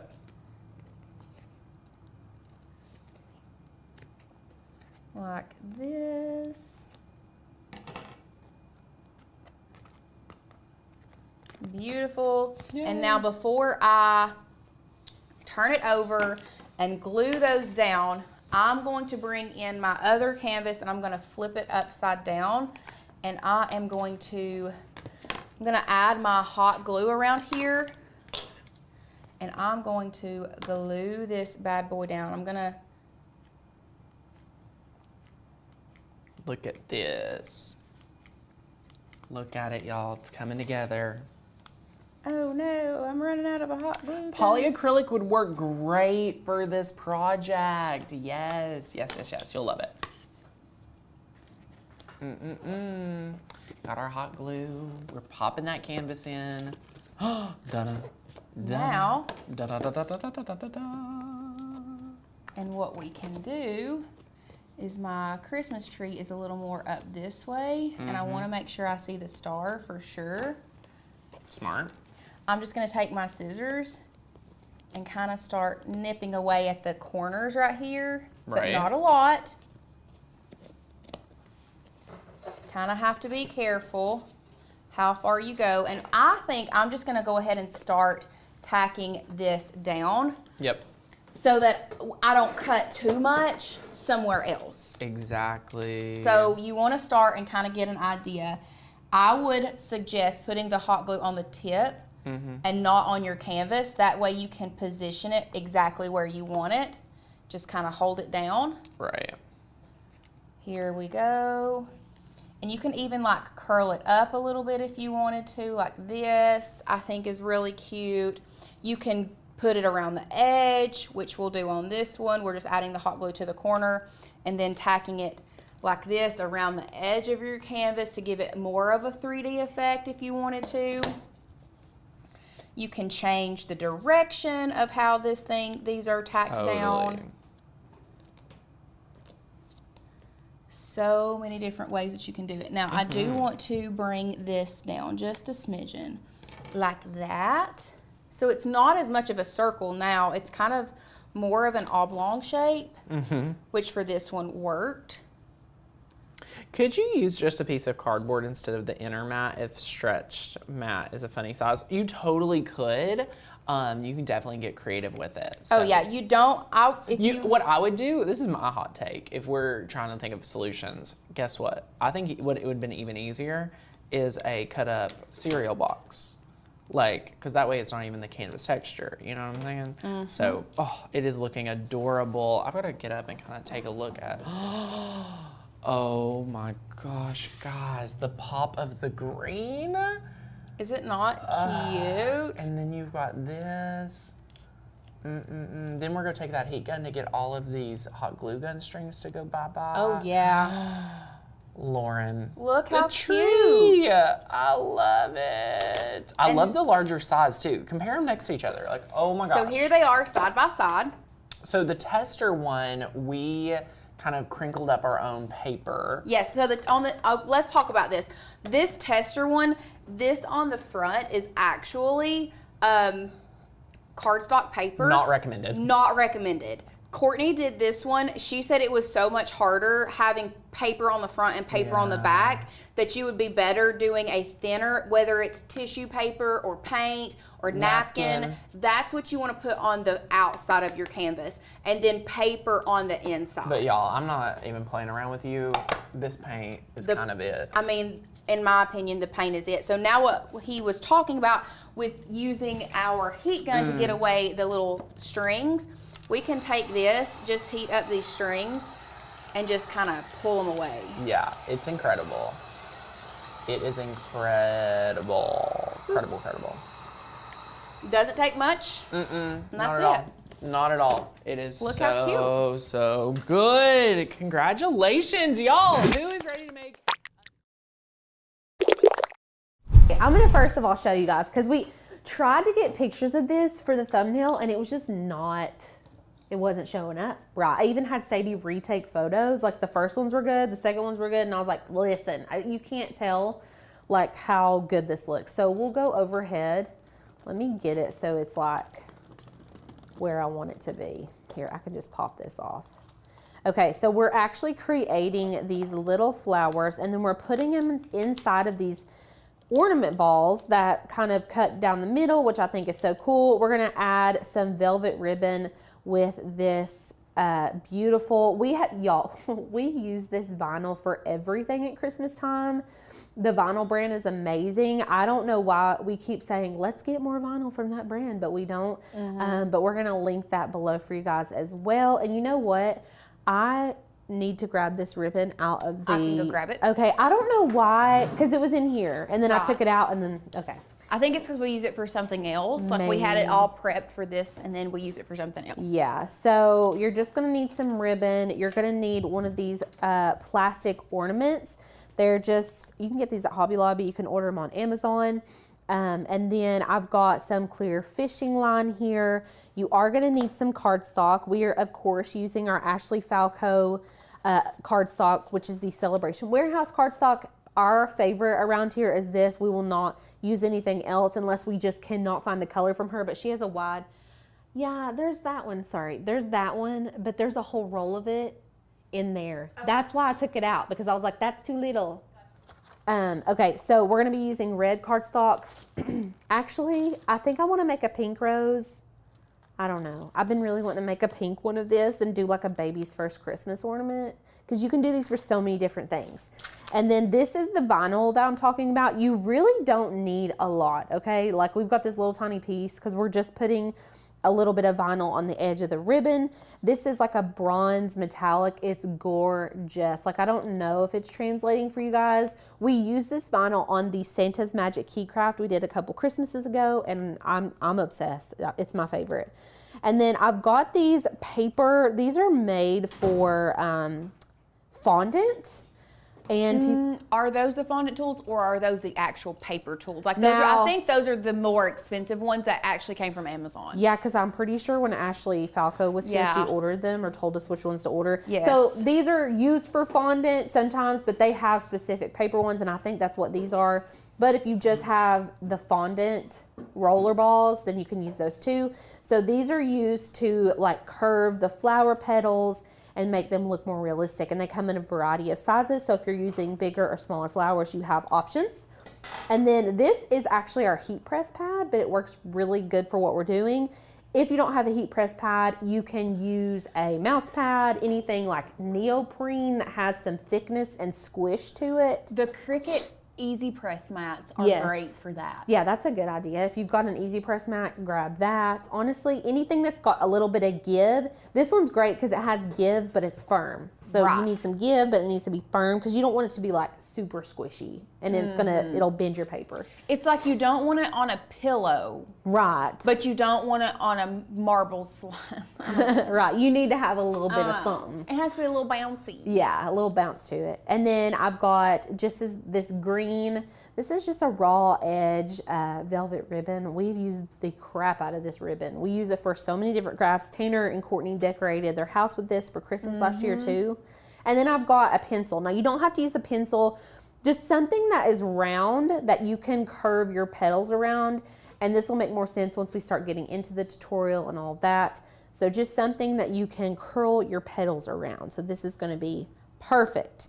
Then obviously you need the rose file. You're going to need a Cricut and a light grip or a well-loved standard grip mat, which is what we're going to be using. Yeah.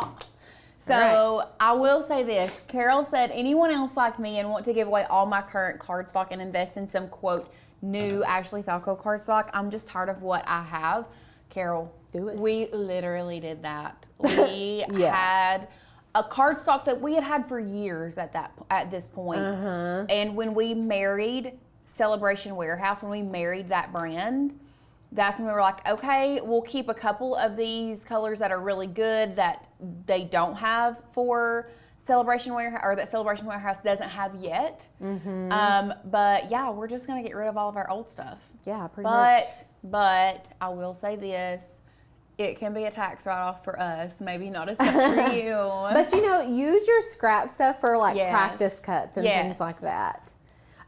Ashley Falco and Recollections are our two most recommended, but we're married to Ashley Falco. Like, she's just got it figured out. She has the shed-free glitter too, so if you're into glitter cardstock, that's where you need to go. Okay, so on the share screen, let me go full screen real quick.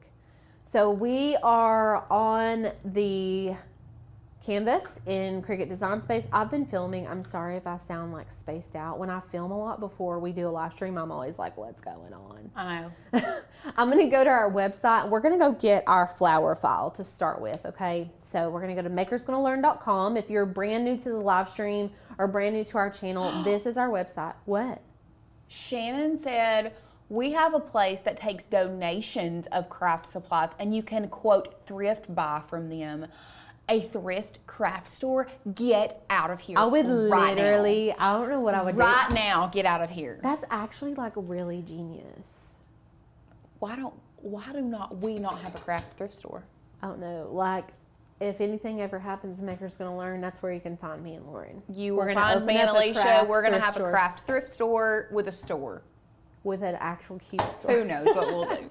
Oh, Lord. Okay. So, anyways, I'm on Maker's Gonna Learn website. And then once you get logged in, it'll take you to your dashboard. And then from here, you can go to your cut files, or you can obviously just click it up here or on the home page. There's lots of ways to get there. We're going to select cut files, and we're just going to type in, I think it's 3D rows. 3D rows. Everything we're using today is linked in the description too. If you are needing any of these tools, you can get them through the links below. Okay, here's the 3D rows. So we're just going to select this little download icon. It's going to pop up here into a zip folder. If for some reason you don't see it, make sure to check your File Explorer or your Finder. And then it's just going to pop over here once I double click on it. Now let's go back to Cricut Design Space. And I'm going to go over here to uploads. This is where you pull in your uploaded image. I'm going to select upload image, and then we're just going to open up our Finder right here, this little guy. Let me minimize this and minimize Cricut Design Space because it's not going to let me click and drag. Yeah, you have to. And then we'll just click and drag until that turns green, and then it'll pop in, and we'll hit continue. And then you can name it here and then hit upload. And then it's gonna pop in. Now, you can see that it comes in as this size. So it's a little bit smaller. Now we are using, and I don't know, can you look and see the size of these in our links in the description? Sure. Because we had to size up the rows, and I can't remember what the size of these are. You're gonna wanna size your singular rows to the size of your ornament, a little bit smaller, but you don't want it to like fill up so that it's taking up the entire thing. So what you would do is get the size of your ornament, which is what? Well, so what is linked is actually a set of 25. You get 5 different sizes. Yeah. 5 7 millimeter, 5 7 centimeter, 5 6, 5 5, 5 4, 5 3. All right, we'll list it. So how you need to measure your radius of your circle. That's what we're gonna do. Okay, so we're just gonna measure the radius, which is, I'm gonna do it this way because that little tabby's getting in my way. It's like right at 4. Yeah, so 4. So what I'm gonna do is we're gonna go and get a basic circle, and I'm going to size this circle to the radius of my ornament, which is 4. And then what you would do is take your image that we pulled in, and I'm going to size it up. Let me bring this to the front. You could also make that circle into a guide, but there's a million ways to skin a cat, you know? Okay, and then we're just going to keep blowing this up. Now let me zoom in. So you don't want it to be, like, I don't want it to be touching the edges of the circle, but we do want it to be close. So you can see there's a little bit of a perimeter all the way around. And the reason we're only measuring 1 is because that's gonna be the general width of the flowers once the petals are stacked on top of each other, because we are gonna be stacking all of these petals on top of each other, right? Mm-hmm. So that's typically how I'll resize 3D files.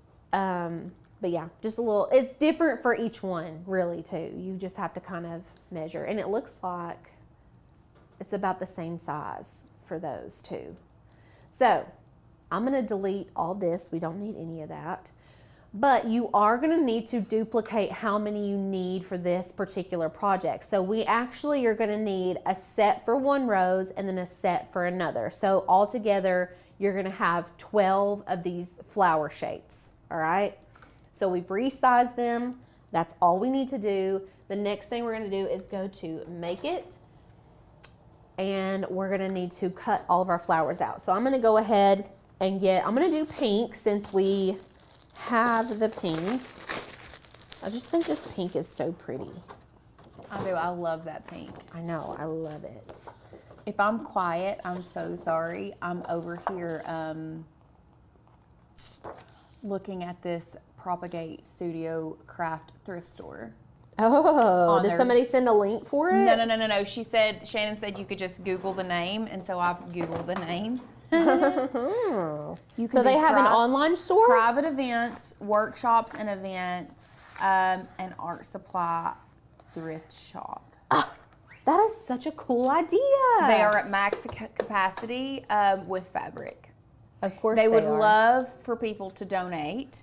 Yarn. They have a list. I'm obsessed with this. They have a list online of everything that they have enough of and things that they need. I love it. I'm down.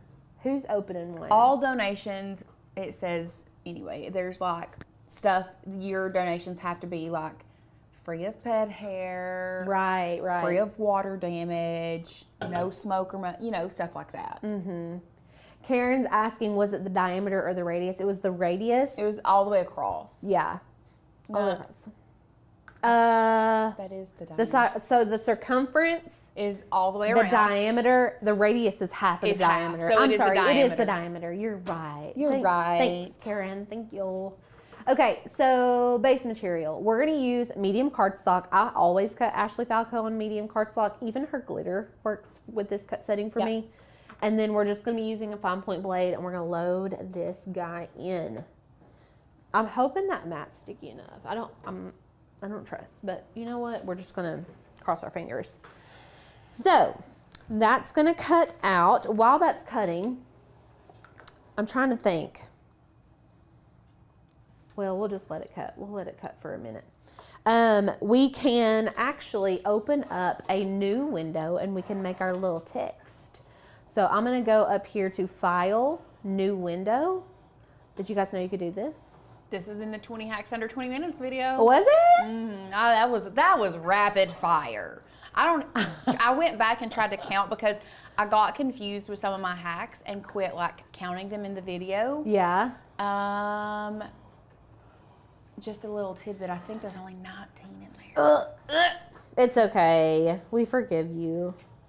I mean, 19 hacks is a lot of hacks. Dude, I did do it under 20 minutes. Ask Sadie. I set the timer for 20 minutes. I did a video, 10 designs under 10 minutes, and I think I did a timer too.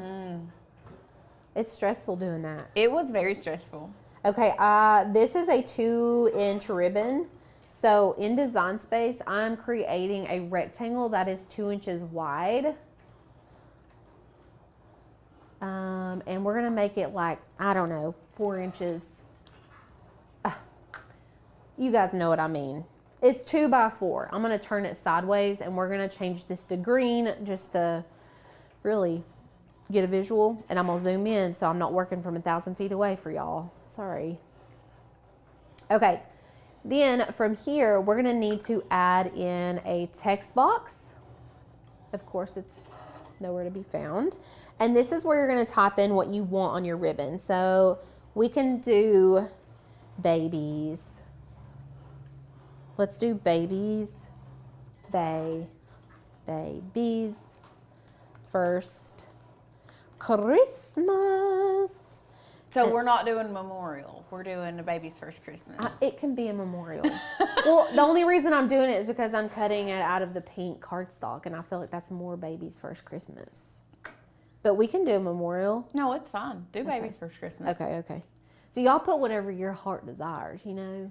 It's like a keepsake ornament more than anything. If you were doing this for a memorial for someone, I would do maybe their name and birth through death, year kind This of one did. situation. So the one that we or- did just says in loving memory of name. So you could do it that way. I love that too. Yeah. So what's the font that we used, Lauren? It looks like Bridget. It does look like Bridget. Or Flexibility. I think it's Bridget because I'm pretty sure Bridget was, and I'll tell you, she did another hack on that because it is so small and it is so, and that's why I think she did everything in lower. Is everything in lowercase on that?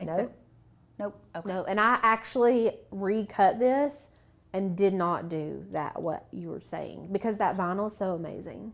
Oh, cool. Yeah. So, but now if it messes up, then I'll be eating my words, but I'm just going to shrink this down. I want to kind of fill in the height here, but I can always, like, it can be as long, really, as I want it to be. You know what I mean?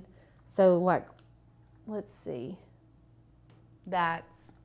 I like it. Yeah. And you're going to be able to read it better as well. Let me change this to just white so you guys can see. It what's says, going Debbie on. says we have Evie listed below. Oh, Evie. Oh, well, let's see what it looks like. EVIE?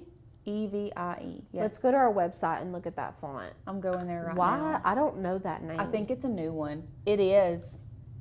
Okay, it looks so similar. It is. But Evie is different. When you go look at Evie, Okay, let's go get it. honestly, Evie looks like a writing font almost, but it's not. I love this. Okay, let's download that. It's going to go into a zip folder. Just click on it to unzip it. And then you're going to double click and hit install font. And then we'll need to reload Cricut Design Space so that the font actually goes into Design Space. Yes, and Sin said you can put text on both ends of the ribbon, couldn't you? So I could put Mom's name on one side and Nana on the other. Yes. Yeah. So if you had, like, if you were doing a more blah blah blah blah blah, if you were doing a memorial ornament, let's say if I was doing one for my dad, for example, I would put father on one side and then maybe husband on the other, or you know what I mean, like lots of different ways you could do it. Right. Okay. So we had two of these open.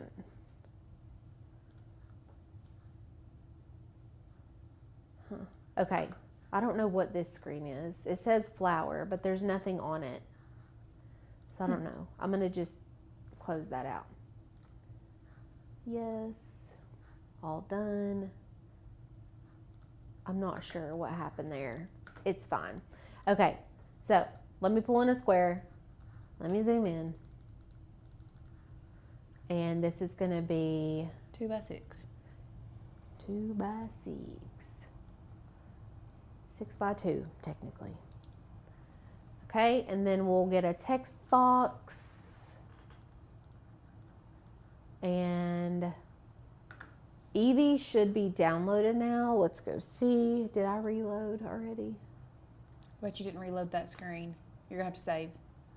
It should prompt me, but I will. Cricut has updated, so it tells me now to save. So make sure you save your project before you reload, because used to, it wouldn't warn you. It wouldn't be like, hey, save your project. Now it's like, hey, don't go off the screen or you're going to lose all your work. Okay. Jan, the ribbon can be, yes, it will be tied in the middle, but you can make your ribbon as long as you want. If you want 4 inches on each side, you can make it. I would make the ribbon 9 inches if you want 4 inches of overhang on each side. That way you have an inch to work with when you tie it in the middle. Yeah. So that is a good rule of thumb for those that do plan on doing it on both sides. If you know you want an exact amount, let's say 3 inches, 4 inches, however long you want it to hang on each side, I would add an extra inch for that middle for when you tie it. Because if you cut your ribbon 8 inches, when you go to tie it, even if you just tie it in a knot, it's still not going to be an equal 4 and 4 on each side. It'll be like 3.5 and 3.5. And honestly, like, y'all can go ahead and cut the ribbon and then measure the tails and then design if it's easier that way for you. It's totally going to be up to you. So I'm going to pinch these lines together because there's quite a bit of space. So there's a couple ways you can do this. You can do advanced and ungroup to lines, and that's gonna give me 2 separate text boxes here. So I could kind of nestle it like that if I wanted to, or you can simply select the text box and then come up here to line space and use these arrows to pinch it closer together, which I personally like that better. I don't want to have it offset. So, okay, so we'll have this, and then we don't technically need the rectangle. We don't need our roses. We just are going to be cutting this out. So I'm going to go make it, and then I'm going to mirror it because we're using heat transfer vinyl, and then I'm going to hit continue. But first, we need to unload our flowers. So I've got all my flowers cut out here. Oh, well, most of them. We've got it. We need 3 more, which we'll get them in a second. But I'm going to, whenever we work with paper, we like to call it going with gravity. So I'll flip my mat over and kind of let these flowers just pop off of the mat. Now, don't bend it too much. Your mat will snap in half. And sometimes I'll flip it back to the other side to get this half off. These look huge.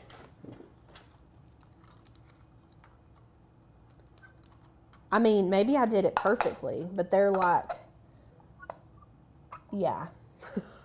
I maxed out the size parameters. Just Well, they're literally gonna be curved in. yeah, so maybe that'll help. It will help, actually. That will for sure help. And I like it to fill up most of the space, truly. Oh yeah. Okay, so we've got our little pink flowers. I'm gonna set those to the side. Now we're gonna get our HTV, and I'm going to put this carrier sheet side down.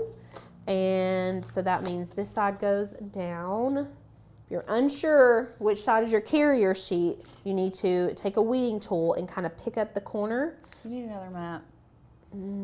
Yeah. This vinyl does not like to stick. You're gonna have to do it on the bottom half This should be of that mat, like that bottom corner right there. okay. Beautiful.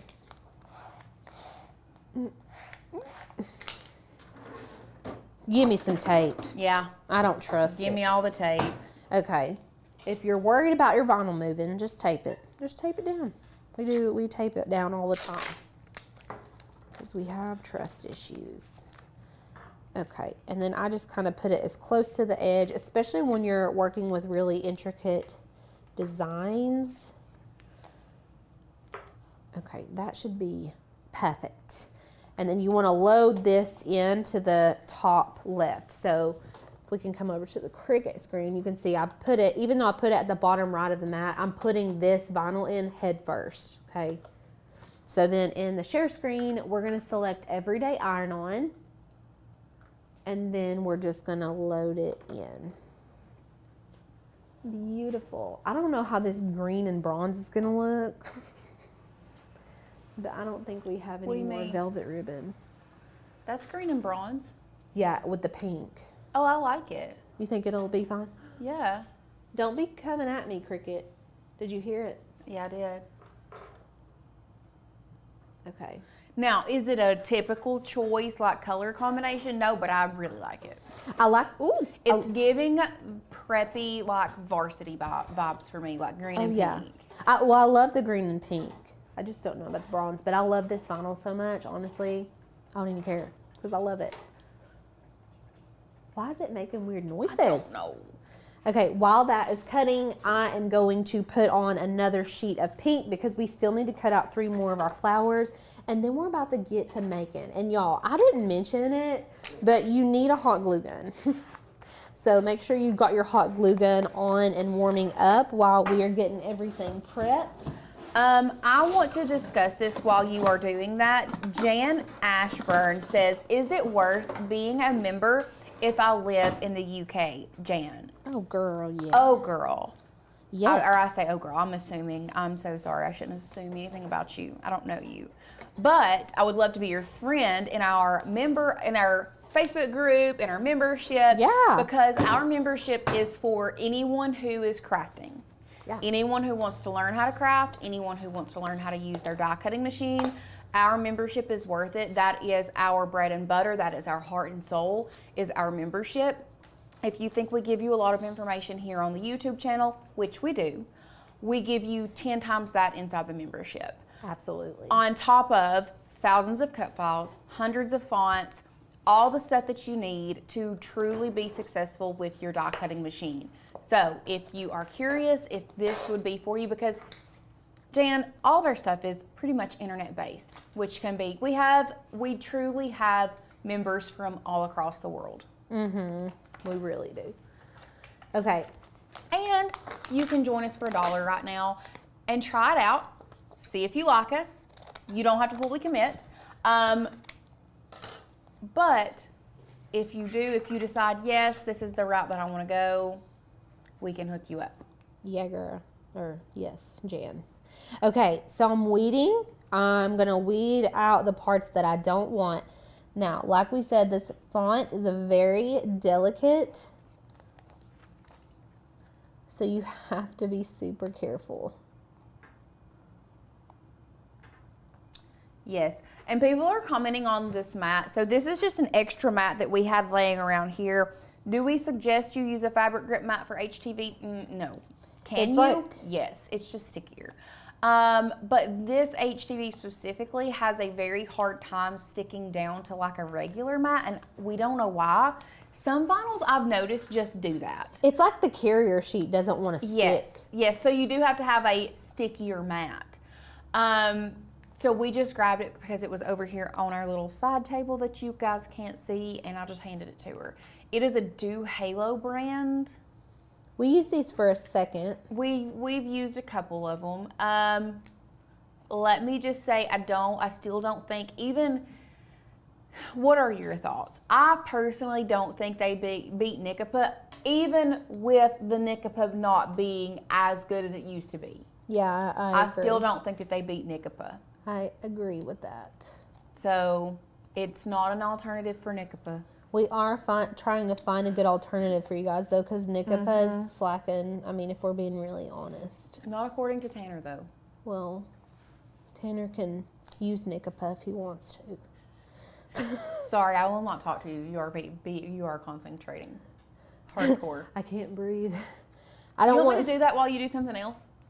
Hand it over here to me. Sure. Yeah. Here's a pen tool. Appreciate it. Lauren's going to weed it. Pen tool, very helpful when you're working with dainty fonts like that. So Lauren's going to weed that, and then I'm going to get into the flower tutorial because this is the whole reason you're here, right? I need to cut out the rest of these flowers because we are going to be technically making 2 flowers. And I want to get this cut so you guys can see them both together.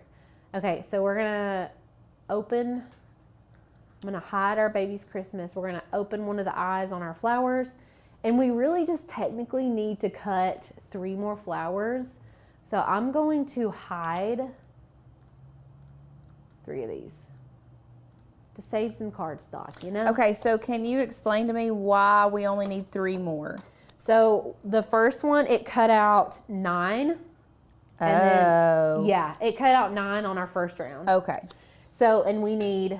So you need 6 for each flower. Yeah. Okay. You need 6 per flower. Why is my machine not connected?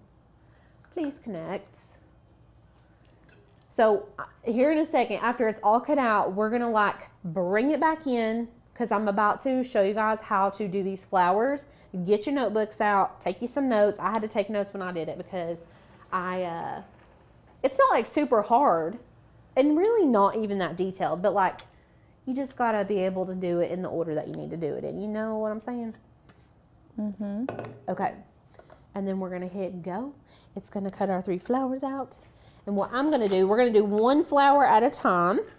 So you need to get 6 of your little flowers. Okay, I'm going to lay them right here. This is really nice because you guys can see what I'm doing today on this black. Okay. Can everybody see that well, Sadie?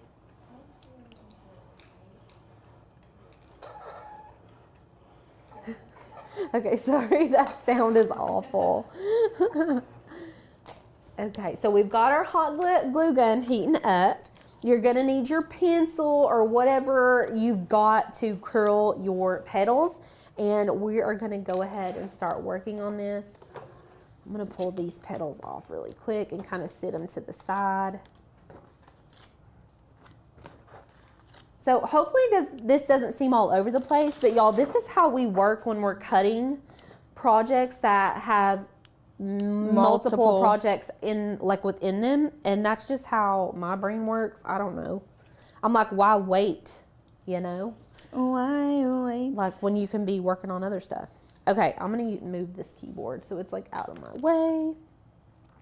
So the first two petals we are going to curl with the edge of our pencil, and this does take some getting used to, but you all will get it once you get started, okay? This pencil's really the best way in my opinion. So I'm just taking each of these petals and kind of wrapping it around. If you've never done paper flowers before, give yourself some grace. Because they can be stressful. They can also be really relaxing. Oh, for sure. Yeah, like especially once you really learn how to do it. And this is like me in poker. Like I have been taught and know how to do poker.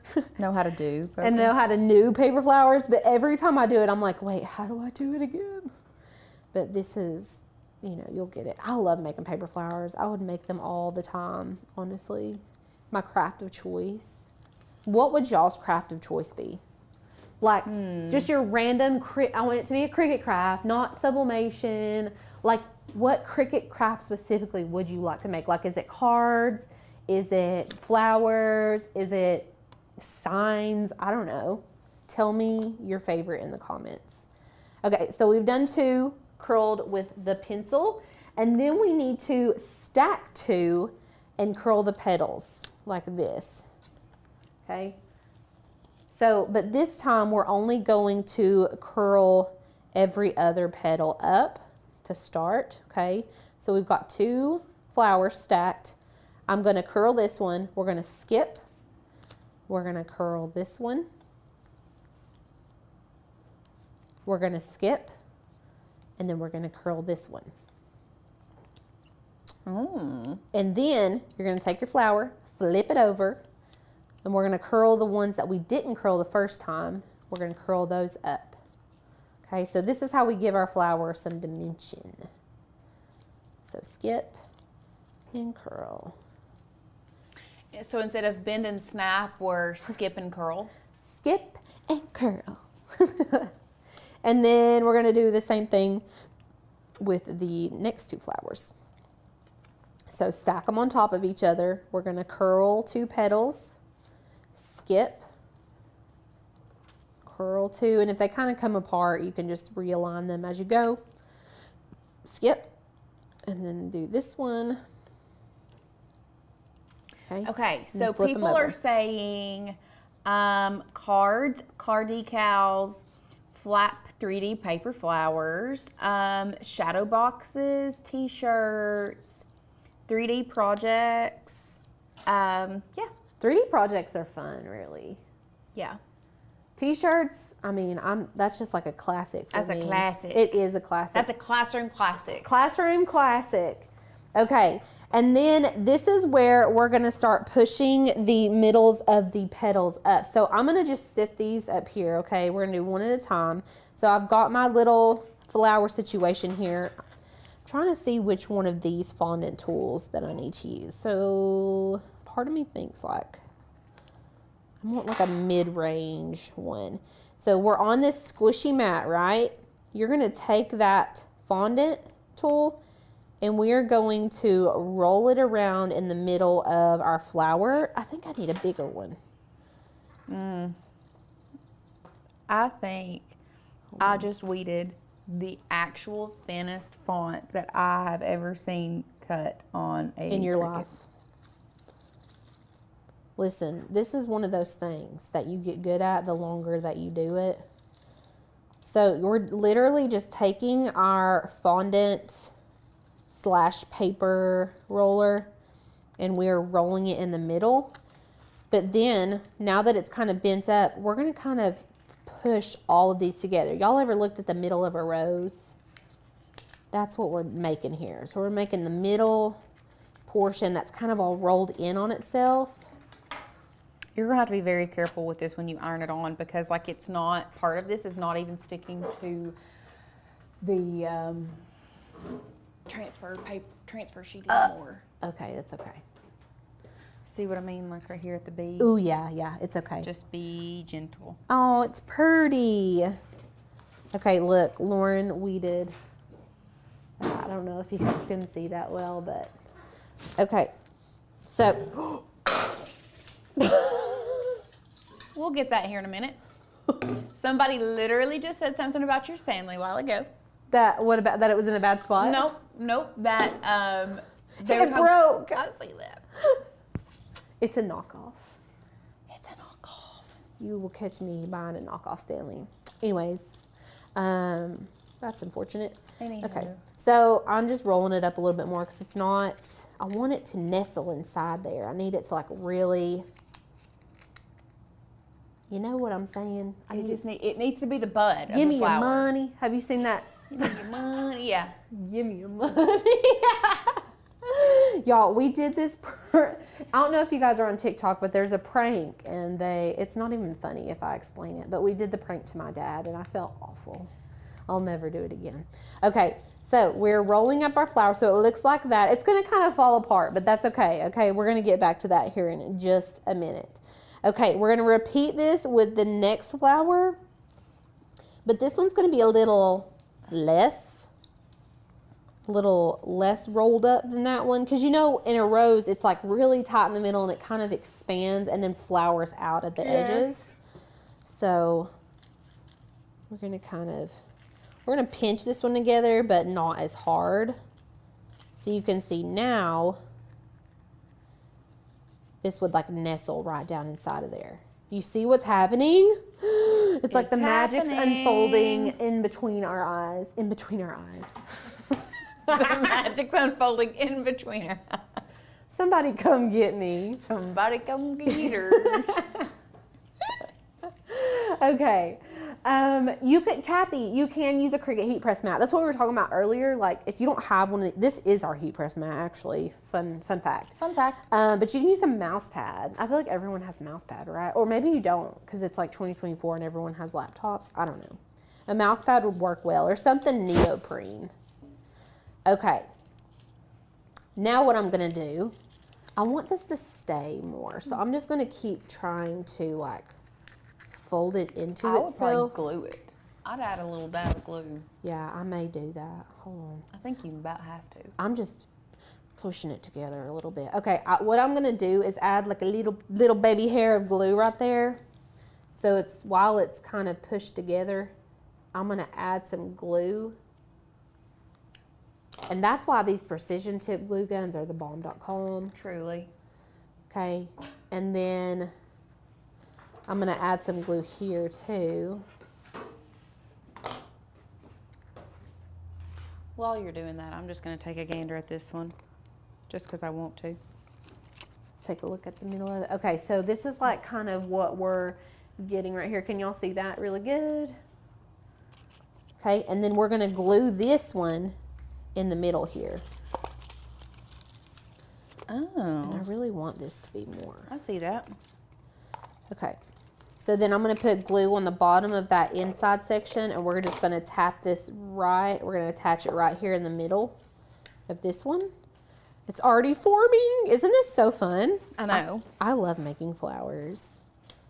I'm trying to think, what all flowers have we done? We've done orchids, which is like my favorite of all time. Yes, orchids, forget-me-nots, now roses, but we also have lots of 3D paper flowers on our website, and we actually have an image of what they look like the rolled paper flowers that we didn't do before, but we noticed that you all would, like, it was hard for us to be able, even us, it was hard for us to tell which ones looked like, you know, had a certain look to them.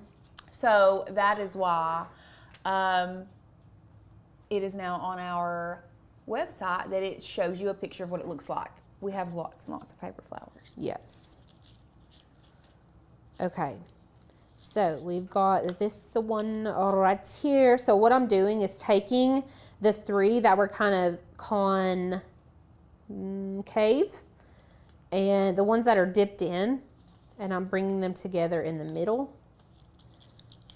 bending the paper is just giving all of these petals dimension. I want to just show you what this one looks like so you guys can really see like what's happening here. You see how some of these petals are curving out? It makes it look like a wave, like up and down. Yes, it's like this all the way around.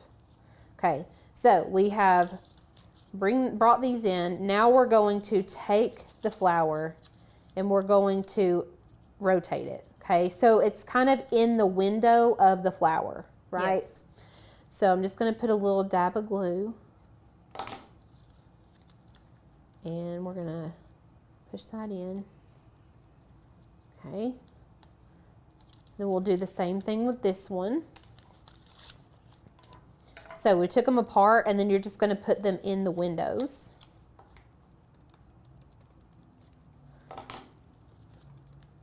Okay. And then we're going to attach these two together. Does not take a lot of glue.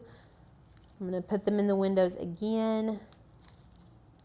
Oh, this is so pretty. I love it. And then we're going to take this one. Look how cute. I just told Lauren and Courtney, we were sitting out there and I said, I'm making these in giant form for Georgia's first birthday because it's her very first and I want to make giant flowers. I'm going to use the Venture and make giant versions of these. We may make a TikTok of it so you guys can see. Okay, look at it. Isn't she gorgeous? And then we're going to just repeat the process. Okay, so I'm just going to, I'm upset. We need another moment. Let's take a moment. Look at it. It's so pretty. Like the dimension is there. It's all there. I love it. All right, next. What helps me is laying all these out in a row and kind of getting a little system going. So you can bust out a bunch of these pretty quickly once you learn the process. So we're going to start out with curling our petals. This one, I'm going to go through this one quite a bit faster. So buckle up. Does anyone have questions over any part of this? We will slow down at that part if you do have questions. Right now, we're just curving all of our petals up for the first two flowers. Everybody's saying it looks beautiful. Yay! I love it. Except Nakia says that rolled paper flowers are her Achilles heel. Oh, really? True. Honestly though. Honestly though, same. I'm a stack flower until I girly. started doing it with a bobby pin and a drill. Yeah, it is better that way. But I prefer stacked flowers, and I think that they look better too. Like stacked flowers look better. Okay, and then these ones we stacked on top of each other, and we're gonna curl up every other one. Yes, there are 2 roses in each ornament, just FYI. They're actually back to back. So that from one side of the ornament, you see the front part of this flower, and from the other side of the ornament, so like from the right side, you see a flower, and from the left side, you see a flower. Yes. And they're glued back to back. Yeah. Okay. Also, Kathy made a really good suggestion. Kathy said if you tinted the edges, it would really make it pop and look. You know, if you took some like alcohol ink and just like barely like, or watercolor. Yeah. Like watercolor paint would be beautiful on that. Yeah. You know how we water down acrylic paint Yeah. and like just run the edges of the flower through would be beautiful. Yeah, I agree. Not me accidentally curling. I was supposed to do every other one. So these are curled up. I'm gonna flip this over and recurl this one. Paper's pretty forgiving, luckily for us. So on these, make sure you're skipping every other petal. Then let's go back to our single flowers. This is the one that we are gonna need to take our fondant tool and curl it up. Now they have little foam mats that are like made for this, and I swear they just do it so much better, but not everybody has those, especially if you're just getting into making paper flowers and things like that. So I'm gonna pinch that together, add some glue. Oh, I left my hot glue gun off the charger. Let me put it back and move this. I'm gluing my middles together so that they don't come apart. I just feel like it needs to stay together. Okay.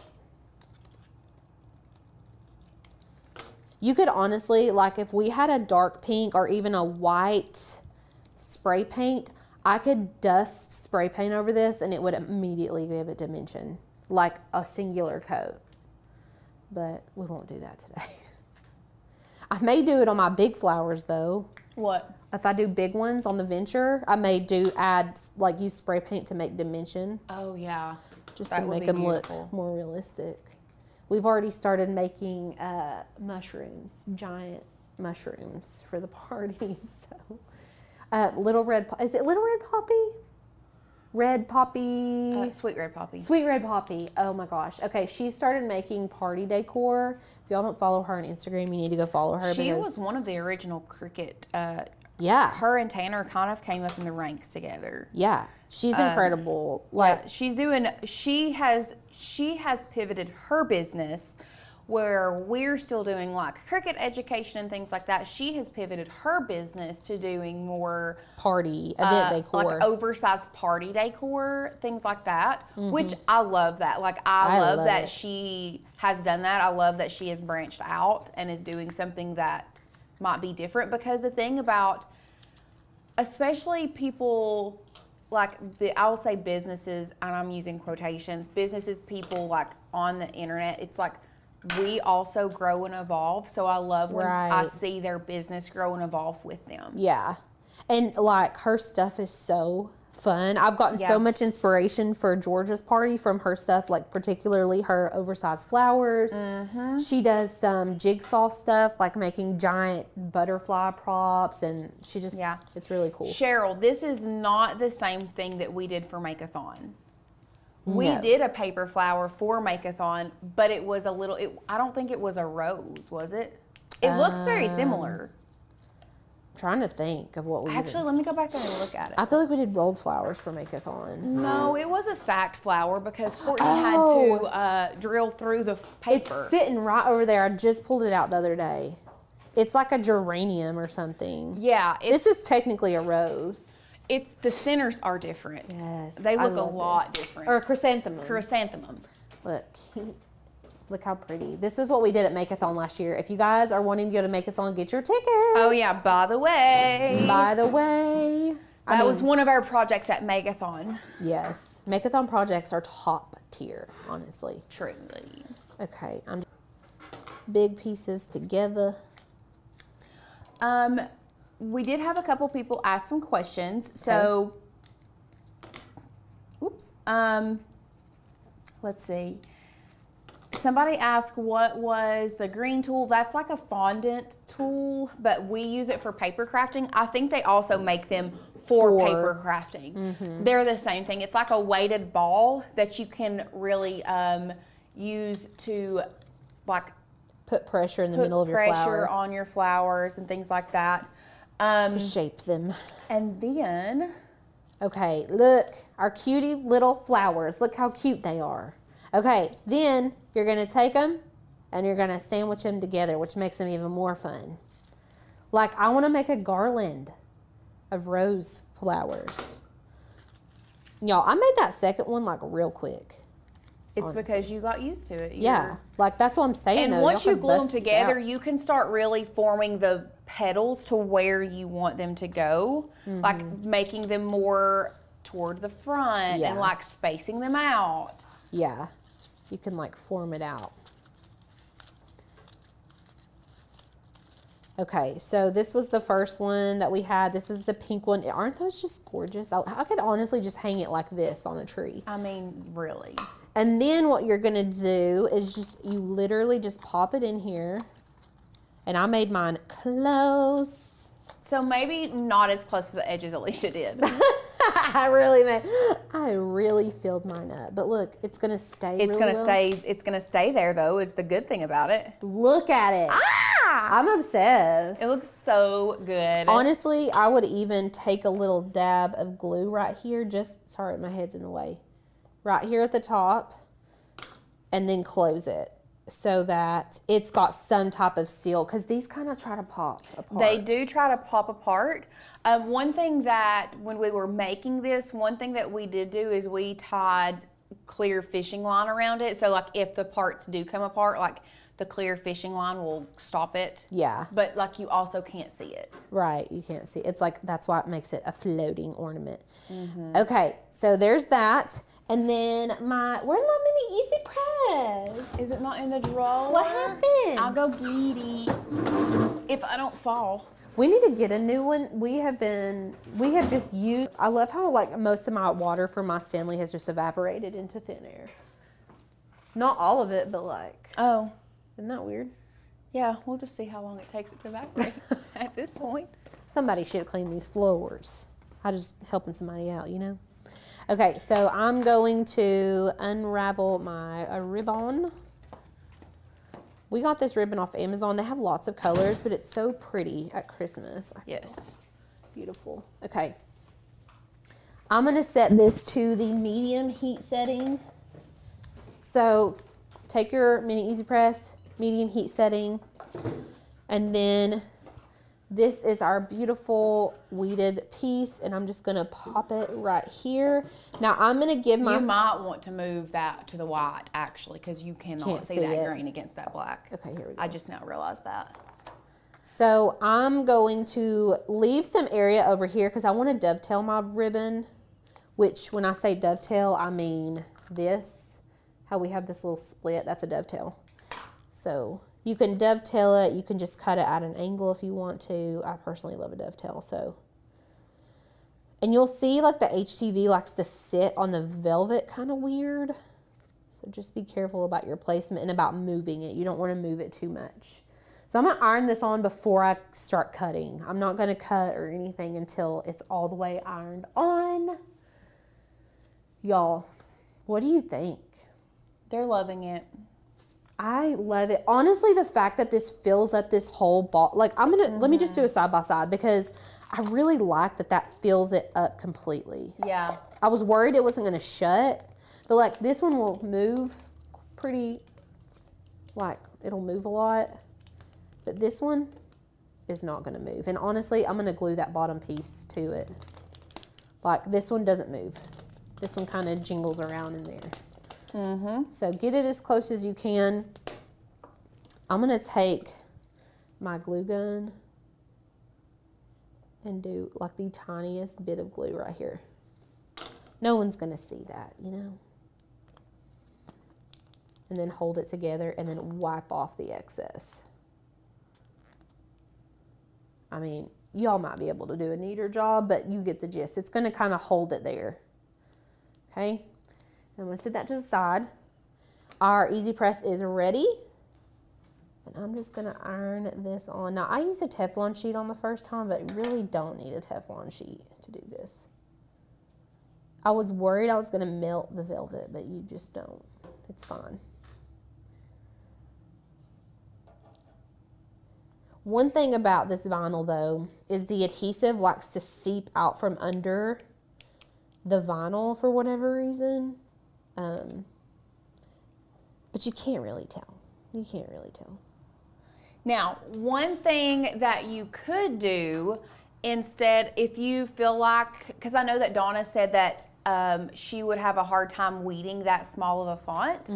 What you could do if you want to take this font, because we do love this font. Evie is such a really good font, but it is a very thin font if you're doing it on something small. What you could do, one possibility, is you could add an offset to your font. I'm talking like a 0.01 offset. And then take the original, once you have it set to exactly where you want it, because once you add an offset, you can't really manipulate that offset. It then becomes a basic cut. So what you could do is use that 0.01 offset and make the text just a little bit thicker. Yeah. It's going to make it a lot easier to weed. Yes. Or if you want to use a different font, you can go that route too. You can do that too. Okay, so I've just did my dovetail. I'm going to show you guys how to do that in just 2 seconds, but I'm going to go ahead and tie this in a knot. Okay, so I'm just tying this around. There is a correct way to do this knot. Whenever you pull it through, you don't want to just pull it through like this. You need to twist it around, like while it's inside the hole. Twist it around so that your baby's first Christmas or memorial or whatever is also facing the forward, because you need both of these facing the front. Okay. And then you'll have that piece, and then we'll just cut this one like this. Oh, lordy day. These scissors are phenomenal. They're not fabric scissors, are they? They used to be. They used to be. They're not anymore. Don't come at us.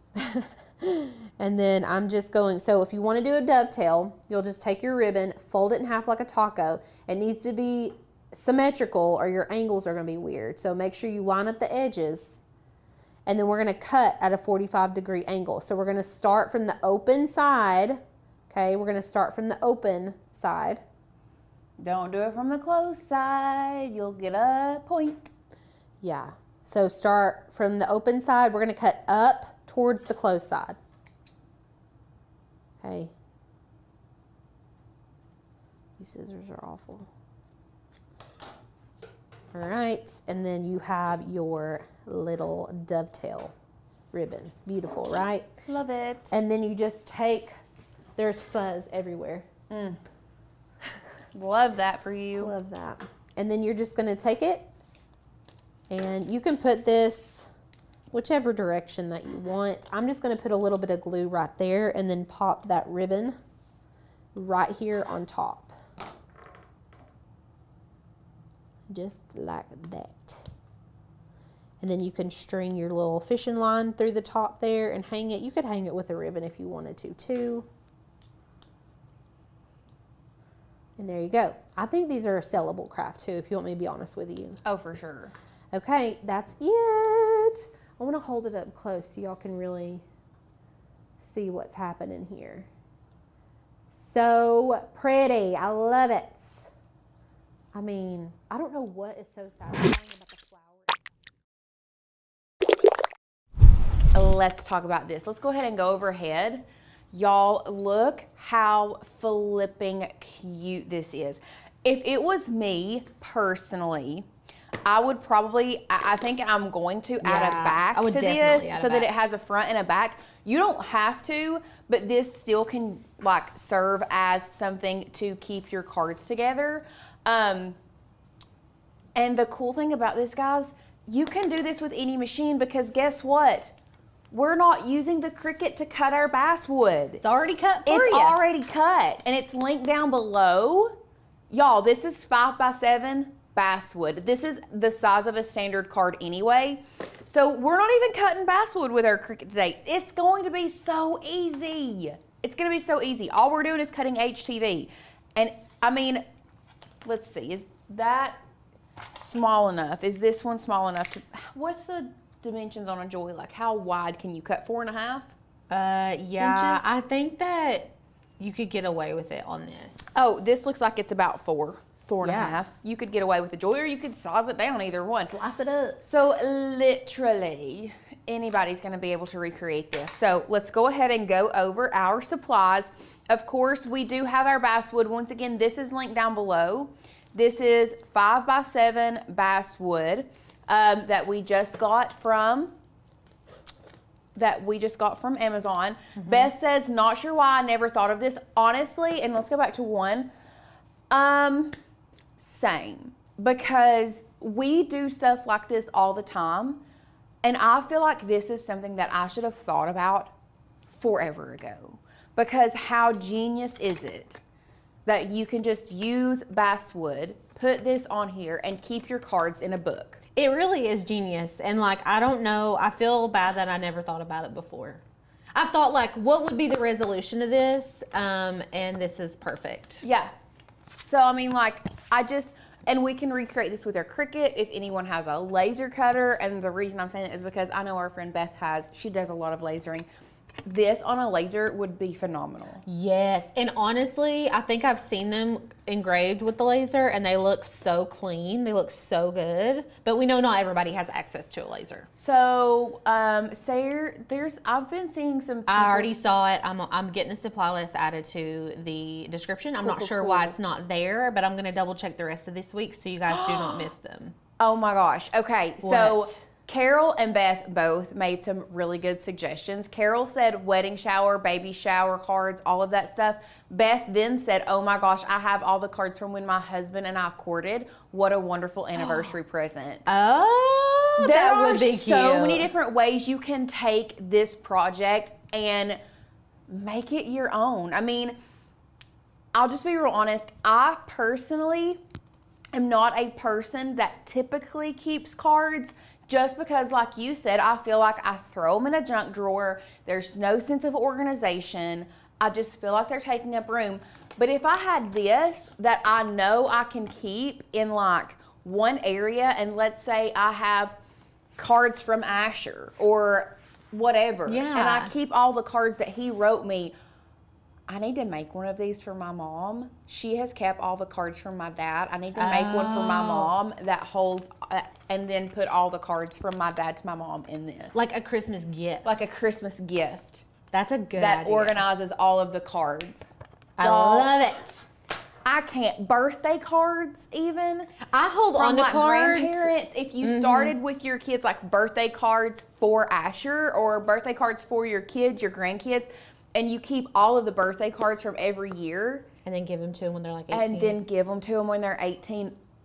You know, Wow. Trey's grandfather, as long as me and Trey have been dated, which he passed away last year, but he made every single card. He made it, he would print it out of Word, like he would put photos and like words, and like he would, it was like the ones that you would fold in half and then fold in half again. Yes, He yes. made them for everything. Oh, I know. sweet. I wish I'd kept them all. I still have some, I just don't have all of them. Yes, so like I said, this is going to be something that you all probably have the supplies for already. You can whip this up in no time. Actually, I'm going to do this. I don't think Tanner's going to care. I'm going to go ahead and call it. If you are an MGL member, no, because there's a good chance you won't have this part. Never mind. I was going to do a little challenge and have everybody recreate this, and do like a little giveaway. But I think we need to do that for the whole week, and we'll talk about that later. Yeah. Okay, let's go back overhead and go talk about supplies. Katie, we're getting the links fixed. I thought I had linked the 5x7. If it's not linked down below and you want it like right now, all you have to do is go to Amazon and type in 5x7 basswood sheets.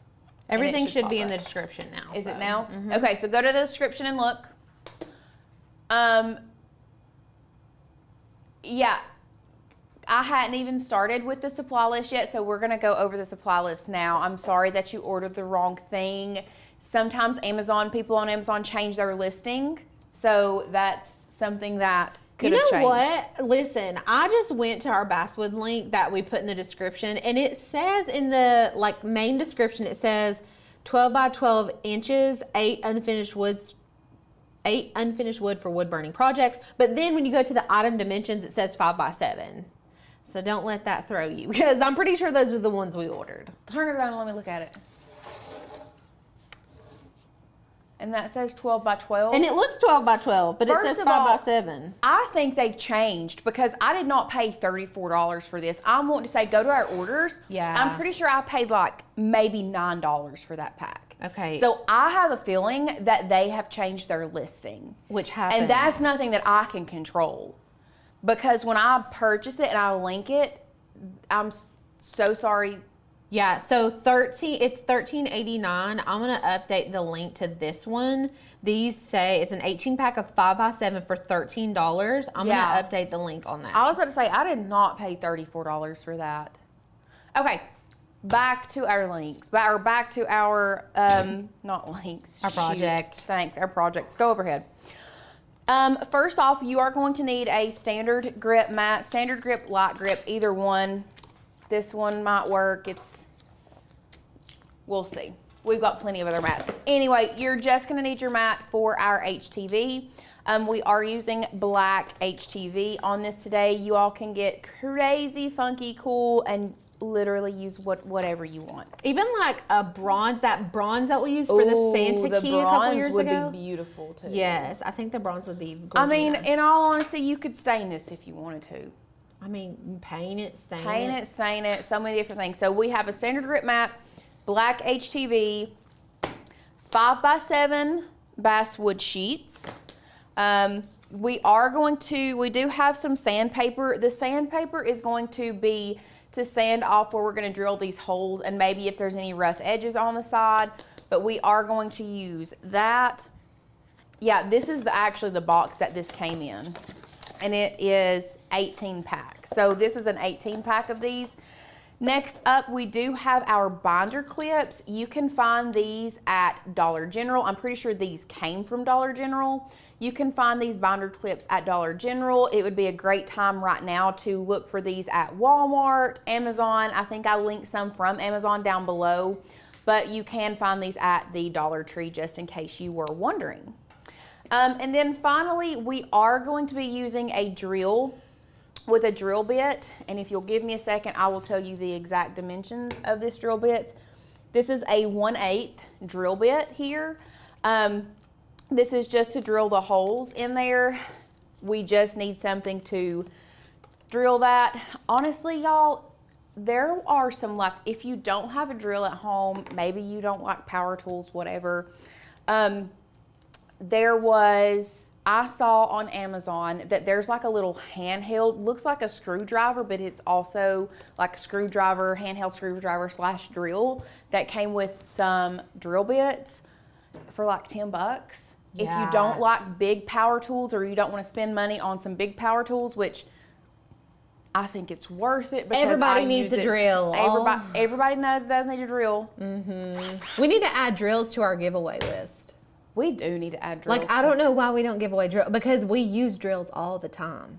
I mean, I would love to win like a Milwaukee drill. Heck yeah. We're DeWalt people at my house. We're Milwaukee. Dad was a Milwaukee guy. Yeah, my dad gets Milwaukee, but we're DeWalt all day. We have all red. We're not a yellow family, we're a red family. We're a yellow family. Is anybody a blue family? Is anybody a cobalt my family? My dad gets cobalt unless he's feeling frisky, and he'll get Milwaukee. So Gotcha. he has blue. I have lots of cobalt because my dad would like buy me cobalt stuff. Gotcha. Okay. Anyways. Any Hoosier, back to our normally scheduled program. Yes, so that's our supplies. Oh, and a mini easy press. You can never go wrong with a mini easy press. That's just what we are going to iron our HTV on to our thing for. Somebody said there's so many things you can do with this. There really is. Mm-hmm. There really is. Somebody said you could do wood burning. Wood burning would be beautiful on this. Yeah. You can do colored HTV. You can do a stencil and paint it on there. Y'all, there's so many things you can do. If y'all make these though, like, I'm going to need to see your finished product. Absolutely. I'm going to need to see the products in the Facebook. Yes. I want to see it. I want to see what you're creating because there's so many ways you can go with this. So let's go ahead, hop over to Design Space, and let's get started designing. So you can see here, we do have two different versions. Here, do we have the links to all of these down below? Yes, we have rotations, Rupio, Bridget, and Opulence. Those are the four fonts that we use. 4 fonts. The Christmas trees are linked, the ornaments are linked, and the wreath is linked. Beautiful. Everything, all of these options are linked down below for you. We're gonna cancel this. We are gonna be creating this one today. This is our original. All of this is linked down below, and then this is another little option in case you didn't want the Christmas trees. So what we're gonna do first, before we get started, is we are going to put in the dimensions of our blank. Now, I'm gonna go back overhead real quick. This says that it's 5x7. You all know me and know my trust issues. I'm gonna double check it. And it is 5x7. So let's go back here, we're gonna go to our shapes. We are going to grab a square. We're going to unlock this square and we are going to size it 5 by 7. So this is going to be what our blank looks like. You can change the color if you would like. We'll change it to like a tan. Here we go, just to represent the wood.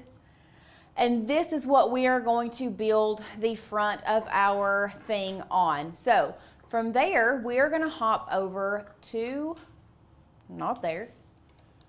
We are going to, give me a second. Sandy, you could sublimate on these if you added a piece of laminate on Yes. top of them. That would be a cute idea as well, if you want to do like a picture or something. So we're gonna hop over here to the Makers Gonna Learn website, and we are first going to be grabbing the fonts that we're gonna be using. So we're gonna go to the fonts section. Now, the first one that we're gonna be using is called Bridget. So we're just going to search for Bridget. This one right here. To download this font, we are going to select the arrow pointing down. You can see that it downloads up here. We will unzip that here in a few minutes. I'm going to pop back over here to Design Space, and let's go ahead and detach this one. I'm looking at the font for here. So let's look and see. This is Opulence, beautiful. So we're gonna pop back over to Design Space. The next font that we're gonna be getting is Opulence. So we're gonna search that on our website. Opulence. We're gonna download that, once again, with that arrow pointing down. And then before we move any further, we are going to go over to our cut files. Now, one thing that I want to make sure you all are aware of, because it did take us a while to figure out what exactly we wanted. So what we did is we went to our categories and we went to the Christmas category, and that is how we searched. So if you just go to your filter and sort and go to the Christmas category, which, why it's not popping up, Christmas. We definitely got it. We got pages on Search. pages of Christmas, guys. So many. It's crazy. Okay, for some reason our search function isn't working properly right now, so we're gonna get with our web development team and see if we can fix that. I would highly suggest once we do that you go to the Christmas category and you just search. Or if you just want to, you can just search trees. That's going to bring up, honestly, more Christmas trees than it does anything else.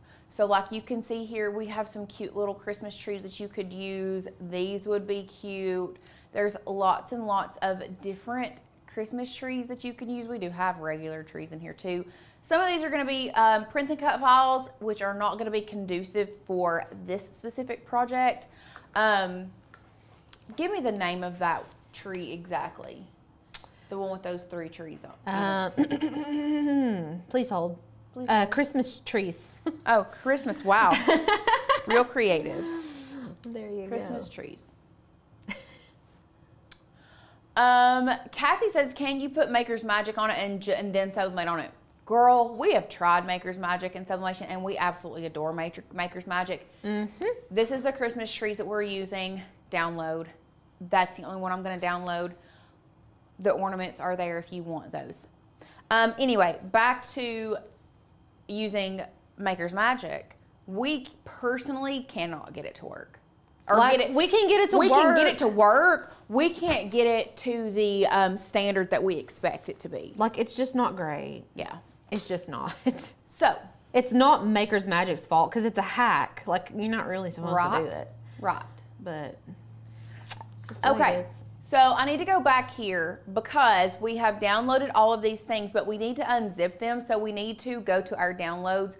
We need to double click. That's going to open up your Finder or your not your character Mac, but it's going to open up your Finder or where all of your downloads are if you're on a Windows. To download these files, or fonts at least, you're going to have to unzip the font, double click it, and then install it onto your computer. If you are on a Mac, it's going to install in your font book. If you're on a PC, it's going to be called your character map. So we're just going to click install font. Once that is installed, resolve automatically, then you should be good to go. Now, both of these fonts are already downloaded on our computer. I just wanted to walk you through the process of how to do that. We're gonna go back to our Finder here, and we do need to unzip the Christmas tree file, because if we do not, then we're not gonna be able to upload it into Design Space. So after you have downloaded your fonts and unzipped your files, we're gonna head back over to Design Space. And if the fonts are not already on your computer, you need to always make sure you hit save. And then after you hit save, why is it telling me it couldn't save? What's it say? It says can't save, internet connection issues. Okay, so we're not gonna go through that process because I'm not going to start from the beginning, and we already have these fonts downloaded. You just need to make sure you hit save, and then after you've done that, you're gonna go to File and Reload, and that is going to reload Design Space, and that is going to pull in the new fonts that you're going to be using. Now, all we're gonna do, we're gonna start building the front of our booklet, our card booklet. We'll call it that. So we're gonna bring in a text box. The first one that we're gonna be using is Opulence. So I'm gonna go over here to my fonts, system.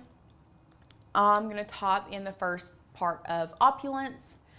Beautiful. And now I want cards of, and actually I think I like it all capitalized.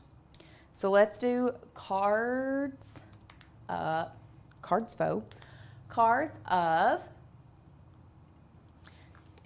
and part of me honestly wants it smaller.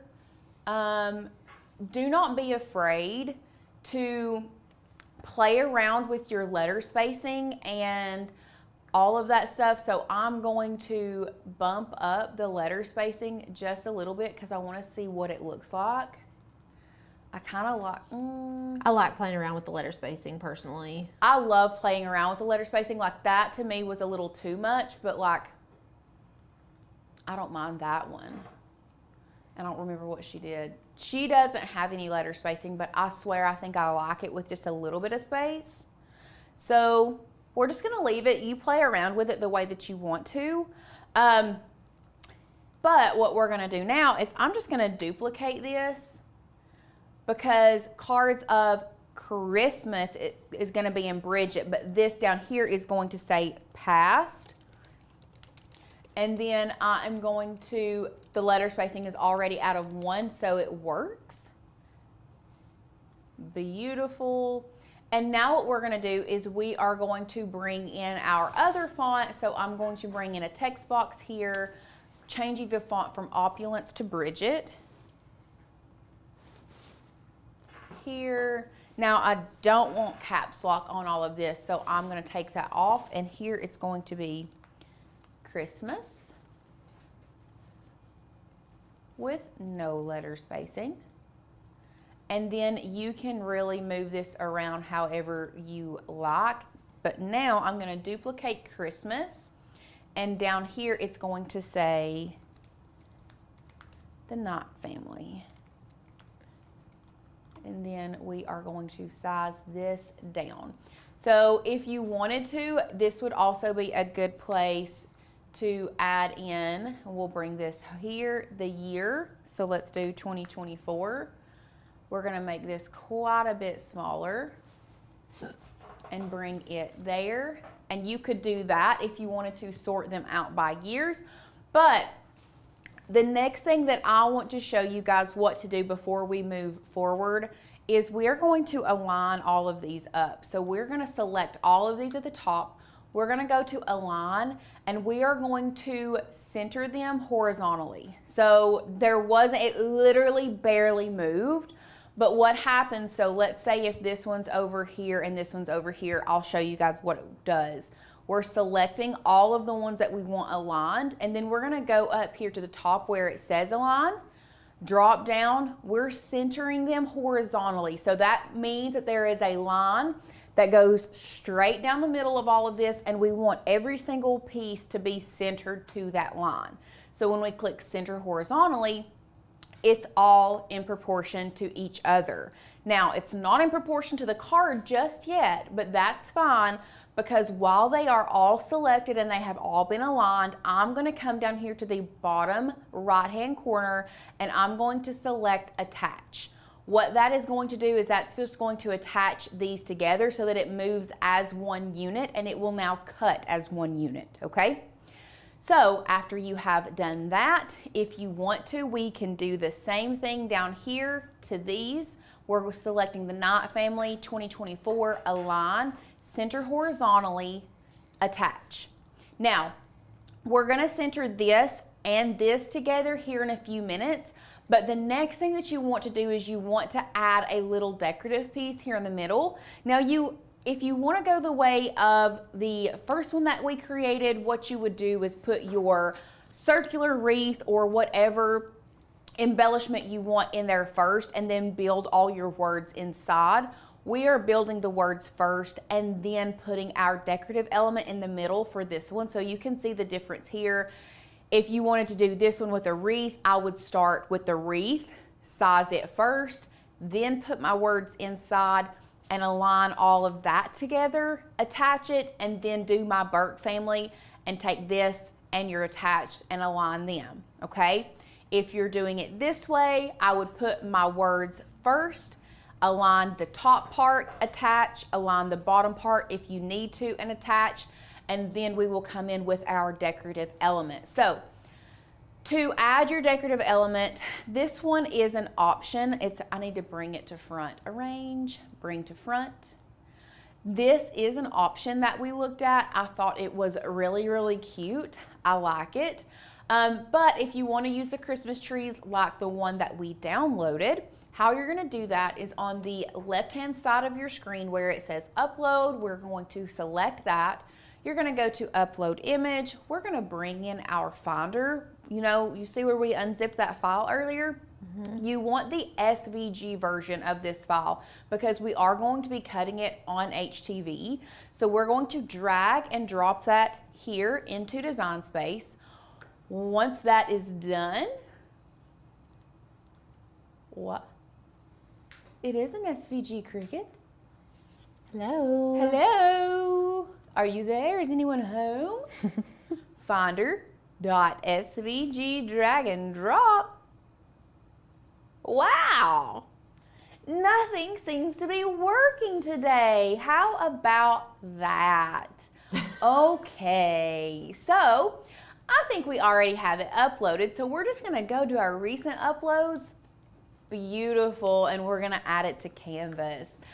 Oh, awesome. It's having trouble. I bet you money it's not gonna be able to cut either. How fun. Wow. So, Love that for us. beautiful.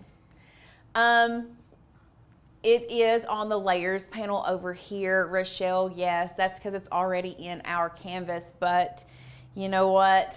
We'll just duplicate it and bring it over. Lovely. Okay, so what you're gonna do from there is add in your design element, choose how large you want it to be or how small. Actually, looking at this, I feel like that is kind of large, so I'm gonna shrink it down just a little bit. And now what I'm gonna do is select this one, our design element, and the knot family that we attached. And once again, I'm gonna go to align and center horizontally. And once I have centered, I can now hit attach. And now our design is finished. And all of that is gonna cut out beautifully together. Well, she's just cute. She's just cute and gorgeous and beautiful. So now we're ready to cut. All we have to do is delete the background. I am going to be, let me just go ahead and attach these back together, and then I'm going to hide that one, and hide that one. We're gonna be doing the one that I created. So now what we're gonna do is we're gonna go to make it. If it works, It's gonna work. it's gonna work. On the mat, we're doing a 12 by 12, confirm, beautiful. After it is on the mat, what we are going to do is click mirror because we are cutting this with HTV, so it does have to be mirrored if you are using HTV. The only option it gives me is cancel now. It doesn't even give me an option to move forward. Well, let's Cancel. just save it and update the software. Because, I mean, we can't cut it if not. Let's try one more time. Make it.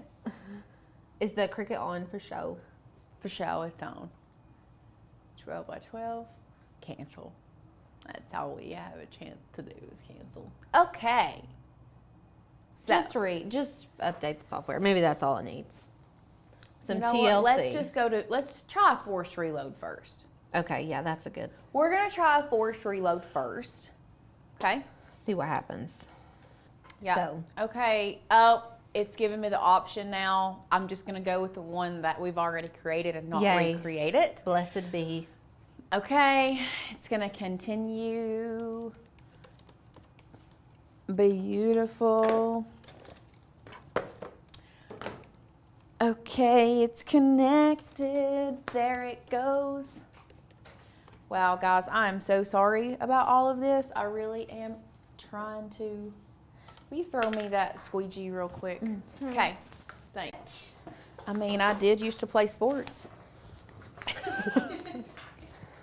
Oh, last weekend, talking about first, I did my first volleyball tournament last weekend. We got second place I know, I'm proud of you. out of 5.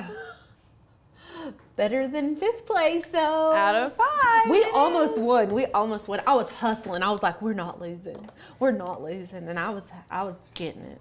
So we're just cutting this on the everyday iron-on setting. We did have our mirror on in case you were wondering. So what I'm going to do now is I'm going to be adding in our holes for our binder clips or our binder rings. What I'm doing is I have two of these together, okay? I've got 2. And I'm actually gonna drill the hole into both of them so that they are lined up perfectly. So what I'm going to do first is I'm going to determine and decide where I want my holes, and you can do this on one of them. That way you're not having to keep 2 together. So to spread them out evenly, I'm wanting to say we go 1.5 inches from the top and 1.5 inches from the bottom, I think would be a good rule of thumb. And then I think I want to do I want to do 1/2 inch in or a full inch? I feel like a full inch is pretty Do big. a halfie. Yeah, I think I'm going to do 1/2 inch. It's 1/2 inch gives you enough clearance. It's going to give you more than this. This I think is sitting at right at maybe this is at a little less than 3/4 inch. So actually that's pretty close to 1/2 inch. So let's go ahead and do that. I'm just going to mark it, and I'm going to mark it and make this marking like the inside of the book. You can do this with a pencil if you would rather do this with a pencil and then go through and erase it. But what I'm doing is I'm going down through here and marking off a 1/2 inch. Can they see this? Okay, marking off a 1/2 inch, kind of 3 different places. Beautiful. Now what I'm going to do is I'm just going to take the edge of one of our blanks, and I'm just going to make I use it as a straight edge. Make a line down through there. So that's where it needs to be. And now I'm going to go 1.5 inches from the top on the line. Make a mark there. And then 1.5 inches from this side and make a mark there. So now we have where our jump rings are going to go, there and there. What I am going to do now is I'm going to grab my other one. I'm going to kind of like tap them together, line them up, and we're going to have to do this on camera 1 because it's going to be best if you don't do this on a table. I don't suggest drilling into a table. You're going to drill into your table. So I personally suggest for this, taking your hand, because it's not like there's a lot to drill with, I would use my hand as leverage to keep your weight on here and just drill through those two little things off the edge of your table. So I have an overhang of about this much on my blank. So when I drill through, it's just gonna go through and not damage anything. So we're doing it pretty slow. You can't have a lot of overhang because these can snap.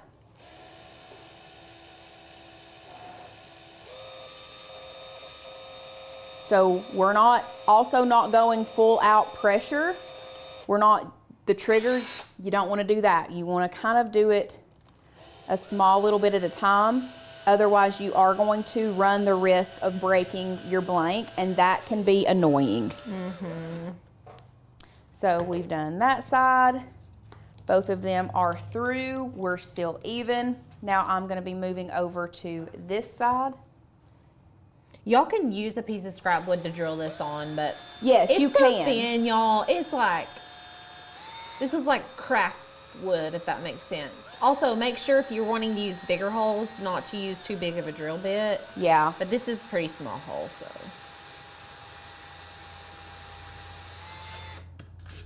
And that's it. That's it. Now we'll go back overhead, and you can see now, see what I mean by this is the reason why you might want to get something to sand it with. So, and somebody asked earlier what grit. I would just say anything between 180 and 220. You're literally just using it to get off any extra little it's not scragglers. It's not even that serious, honestly. Yeah. But like now I can make this ugly side where it did kind of take off that part right there. I can make this ugly side the inside and then turn around and make where I drew that line the inside as well. Right. So like we can kind of, and honestly this is 220 and it's almost too fine. Like this is a finishing. But we're just gonna kind of make that look a little nicer there by sanding that. I like this one. I kind of think I want this one to be the front. This one looks good.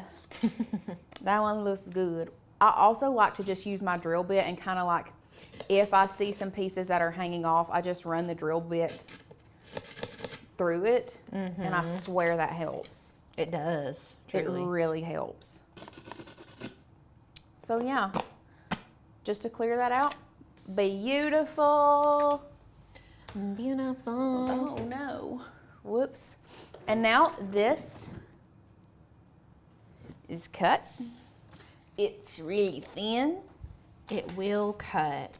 It will cut, but it's very thin. So we are going to try to weed this together. Okay, I'm gonna get my pen tool, my weeding tool, and my tweezers. You know it's getting serious when I'm getting out all three. Yeah, for real. Y'all, I just want you to know that over the weekend, for my little market, I say like as if I haven't been like working every available hour on it. But I was trying to make signs, like signage that said the name of our shop, and I was using some vinyl I had like at my house. I don't know where this vinyl came from. It was adhesive vinyl. Wouldn't cut. And then I used some HTV from Walmart that our sitter brought me. Wouldn't cut. And I was like, you know, I love Caesar. I love Caesar Easy Weed. Like that's my man. I'm gonna stick beside him, you know? Like I'm not gonna use any other kind of vinyl. The Caesar Easy Weed is just the best vinyl. Like it just is. It's significantly better than any other vinyls I use. And I will die on that hill, truly. First of all, I think Opulence is too thin of a font for this. Oh, is it? Actually, I know it is. It's like it didn't cut out all of the C for cards.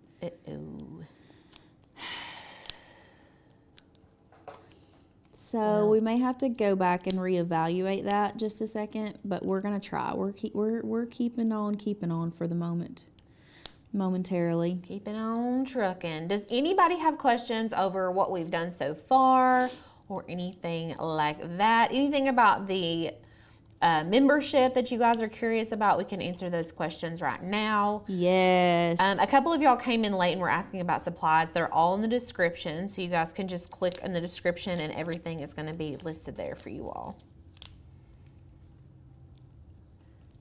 Oh, wow. Struggling? No, I'm just trying to be very delicate right now. Like, I think I'm gonna have to cut all this off. And just go from one side. And it's not gonna be this side. We're going from the other side. Have y'all noticed that certain fonts are easier to weed either from like the left or the right? Yes. Okay. It's so weird. It just depends on which way they are, kind of like italicized almost. Yeah. It's like it hits it at a different angle or something. And so it doesn't cut. It's very strange. Forged in Fire is great. That's where we get the it will cut. It will cut. Wait, is that where we get it? Is that the name of it? Okay, I was yes. about to say. Yeah, it's definitely me and Forged in Trey Fire. watch that show all the time. Yeah. It's a good one. I'm a big fan of Forged in Fire. The Cricut Maker can cut basswood, Yes, it as can. well as the Maker 3. Yes. If it can have adaptive tools, it can cut basswood, but y'all, it do be taking forever. It takes a while, but the projects are really cute. If you like to cut a lot of wood, I would honestly probably recommend just investing in a laser. If you find yourself like wanting to do it a lot and very interested in it, obviously do your research, but I wouldn't cut a bunch of wood with my Cricut, like just randomly, because I feel like it's hard on it. Maybe I'm wrong, but it feels very harsh. I think we're going to be losing the Knight family. Oh no, the Knight family. I just think it might be too small.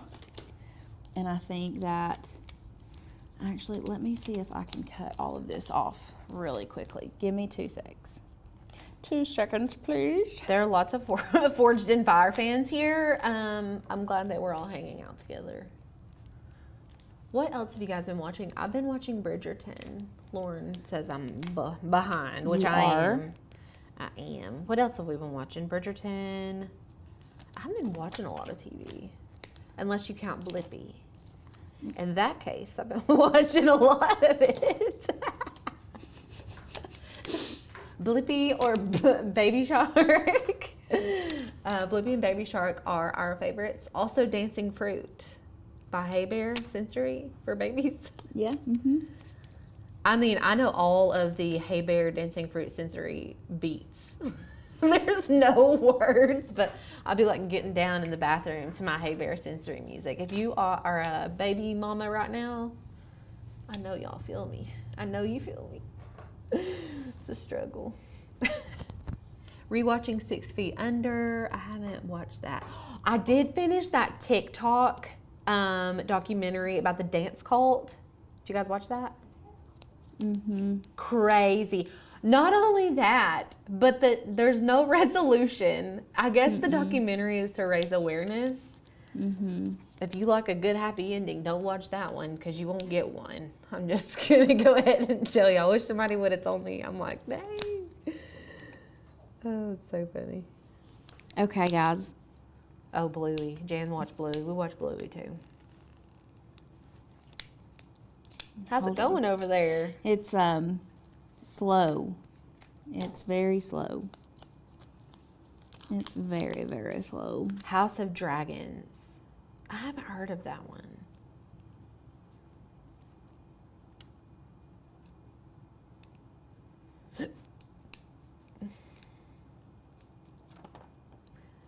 Victoria says the rings length and spotlights are split rings. Lauren's using a hinge type of ring, which is probably better. Let me just check these links real quick because I don't know what's going on. Hold on. Please hold. Please hold. Yeah, we're losing the Knight family. So you can use the split rings for this. I think that the hinged rings would be better. I'm gonna add a link for the hinged rings for you guys as well. But the Dollar Tree has these, so if you just want to go grab some real quick, you can go to the Dollar Tree and get some. But I'm gonna add a link to the description for you guys. Hinged rings. Seriously? Okay. And this is why we like to pre-cut our stuff. Jamie started watching Grey's Anatomy, 20 seasons. I have watched probably 16 of those twice. But I need to watch the most recent seasons. I kind of like fell off of watching it. It's honestly like a soap opera at this point, which I like. It's like a modern day soap opera. Girl, I used to love Grey's Anatomy, but like the older I got, I loved it when I was younger because when I was younger, I didn't have as much drama and trauma in my life as I do now. And I swear, when I watch it now, I just feel more exhausted than when I started. You think you have more drama in your life now than ever? No, I don't. Oh. I just that's what I live was so gonna much say. more peacefully. That when there is any little bit of drama, Yeah. it's just like, oh, I don't like this. Yeah, ew. Negativity. You know? I feel that. Donnell's rewatching Once Upon a Time. My mother loves that show. She also loves Outlander. I've been told I need to watch Outlander by multiple people, and I have not watched it. But I did start listening to the audiobook, which Lauren said that she's already read before. Mm-hmm. Get ready, girl. There's like 10 of them. I may just watch the show. Novels. I know. It's like a 36-hour book. The first thing is like a 36-hour book. Yes, and they just get longer after that one. Oh, my. Oh, my. But they are good. Okay. Wow. I'm so proud of you. I did it. You did it. I did it. I did it. I did it. Yay. Wasima, we did it. Dun, dun, dun, dun, dun, dun, dun, dun. Okay. Shout out Dora. Shout out to Dora, the Explorer. Dora the Explorer. Yeah, I know. That's what my little sister, it was not Dora the Explorer. She said it's Dora the Explorer. That's what it sounds like. Okay, so yes, we did lose the Knott family. And yes, the C is so close that it actually did not cut in a certain area. But I'm gonna put this on and then I'm gonna go back and show you how you can make it a little thicker, okay? So this is what it's gonna look like. I'm gonna put the rings on last just because it's gonna be so much easier to add this on without having the rings on so that we can keep it laid down exactly where we want it. So now all we have to do, lay this down. That's not all. We have to pick off this piece of fuzz underneath there because that was fixing to get caught underneath our HTV. So we are laying this down where we want it to go. We do have our mini easy press on a heat setting of 2. It is not green yet, but I'm gonna go ahead and go with it. Do it, okay? So there it goes, just turn green. We're just adding this in, or ironing this on to our wood, like this. And then once it is done, we can peel it off. Now I will say, this Opulence font is too thin to begin with because when I added heat, it like kind of warped it. So I do think I like this one better. I like this design better, but this one is easier. But let me go back. Let's add these rings. Let me show you how to add the rings. And then I want to go back to Design Space and I want to show you how you can make these fonts just a smidgen thicker so that you don't run into this. So yes, I have a hinged rings. So all we're going to do is we are going to thread these through. Now somebody did ask, what are these little books for? These, now, what's going on here? Aha, that's what's going on. I didn't have them lined up properly. We're just gonna clip that. And then we're gonna, add this other one. But what these little books are for is we are creating them. That way you can keep the cards from Christmas, birthdays, holidays, whatever. And now you have a little booklet that you can add holes to your cards. Remember, you're gonna need to add the holes according, like a 1/2 inch in, so that they all line up properly. And then that way you can open them up, read them, keep them. It's even good for like folded cards because you can hole punch through both sides, and then when you open it, it's still like that, and you can open it and fold it and read it like a book. Or it's good for picture cards because all you have to do, picture cards are like a page in your little card book. I love it. So that's how you're gonna do that. Now let's go back to Design Space. Let's get off of here and let me show you guys what I would do. Honestly, if I didn't need to have this done like fairly while we were on this, I would have gone back and recut it and not even put that on this, because I did realize that it cut too thin. So what you're gonna wanna do before you attach everything, and let's zoom in so you guys can see, and I'm gonna take this grid off the back. So what I would do is I would take each and every one of these, once you have it figured out where you want it, we're gonna take this, we are going to come up here to offset, and we are going to add the tiniest offset. I'm talking like, we're going to do let's try 0.1 to start out with. We may have to go smaller than that. Oh yeah, we're gonna have to go a lot smaller than that. 0.01. Oh yeah, that's a lot better. Let's 0.02. So that's going, the 0.02 here, you could have kind of seen it. Let's bring it over here so we can kind of see it. Let's go back to offset, 0.02. This is what 0.02 looks like. Enter. Maybe not. Hit tab. Tab. Tab it, tab it. 0.1. Okay, 0.01. Oh, okay. So we'll just do 0.01 and we'll hit apply. And now what you can see, this is our original font. This is our 0.01. So this is the one we want to keep because it is going to show up so much better than this one did. I mean, you wouldn't think that 0.01 offset would make that much of a difference, but it makes quite a bit. So same thing with this one. This is going to be even harder if you add 0.01. So when you go to offset, you can see we'll apply. Here's the original, here is the 0.01. I will say this, you are going to lose the middle of your A if you add the offset to this font, but it's almost so thin that you almost have to. Mm-hmm. You can't tell anyways, really. I mean, at that size though, let's go overhead. At that size, the Bridget did fairly well. Yeah. I mean, they can see that, right? But you see how the opulence looks wavy?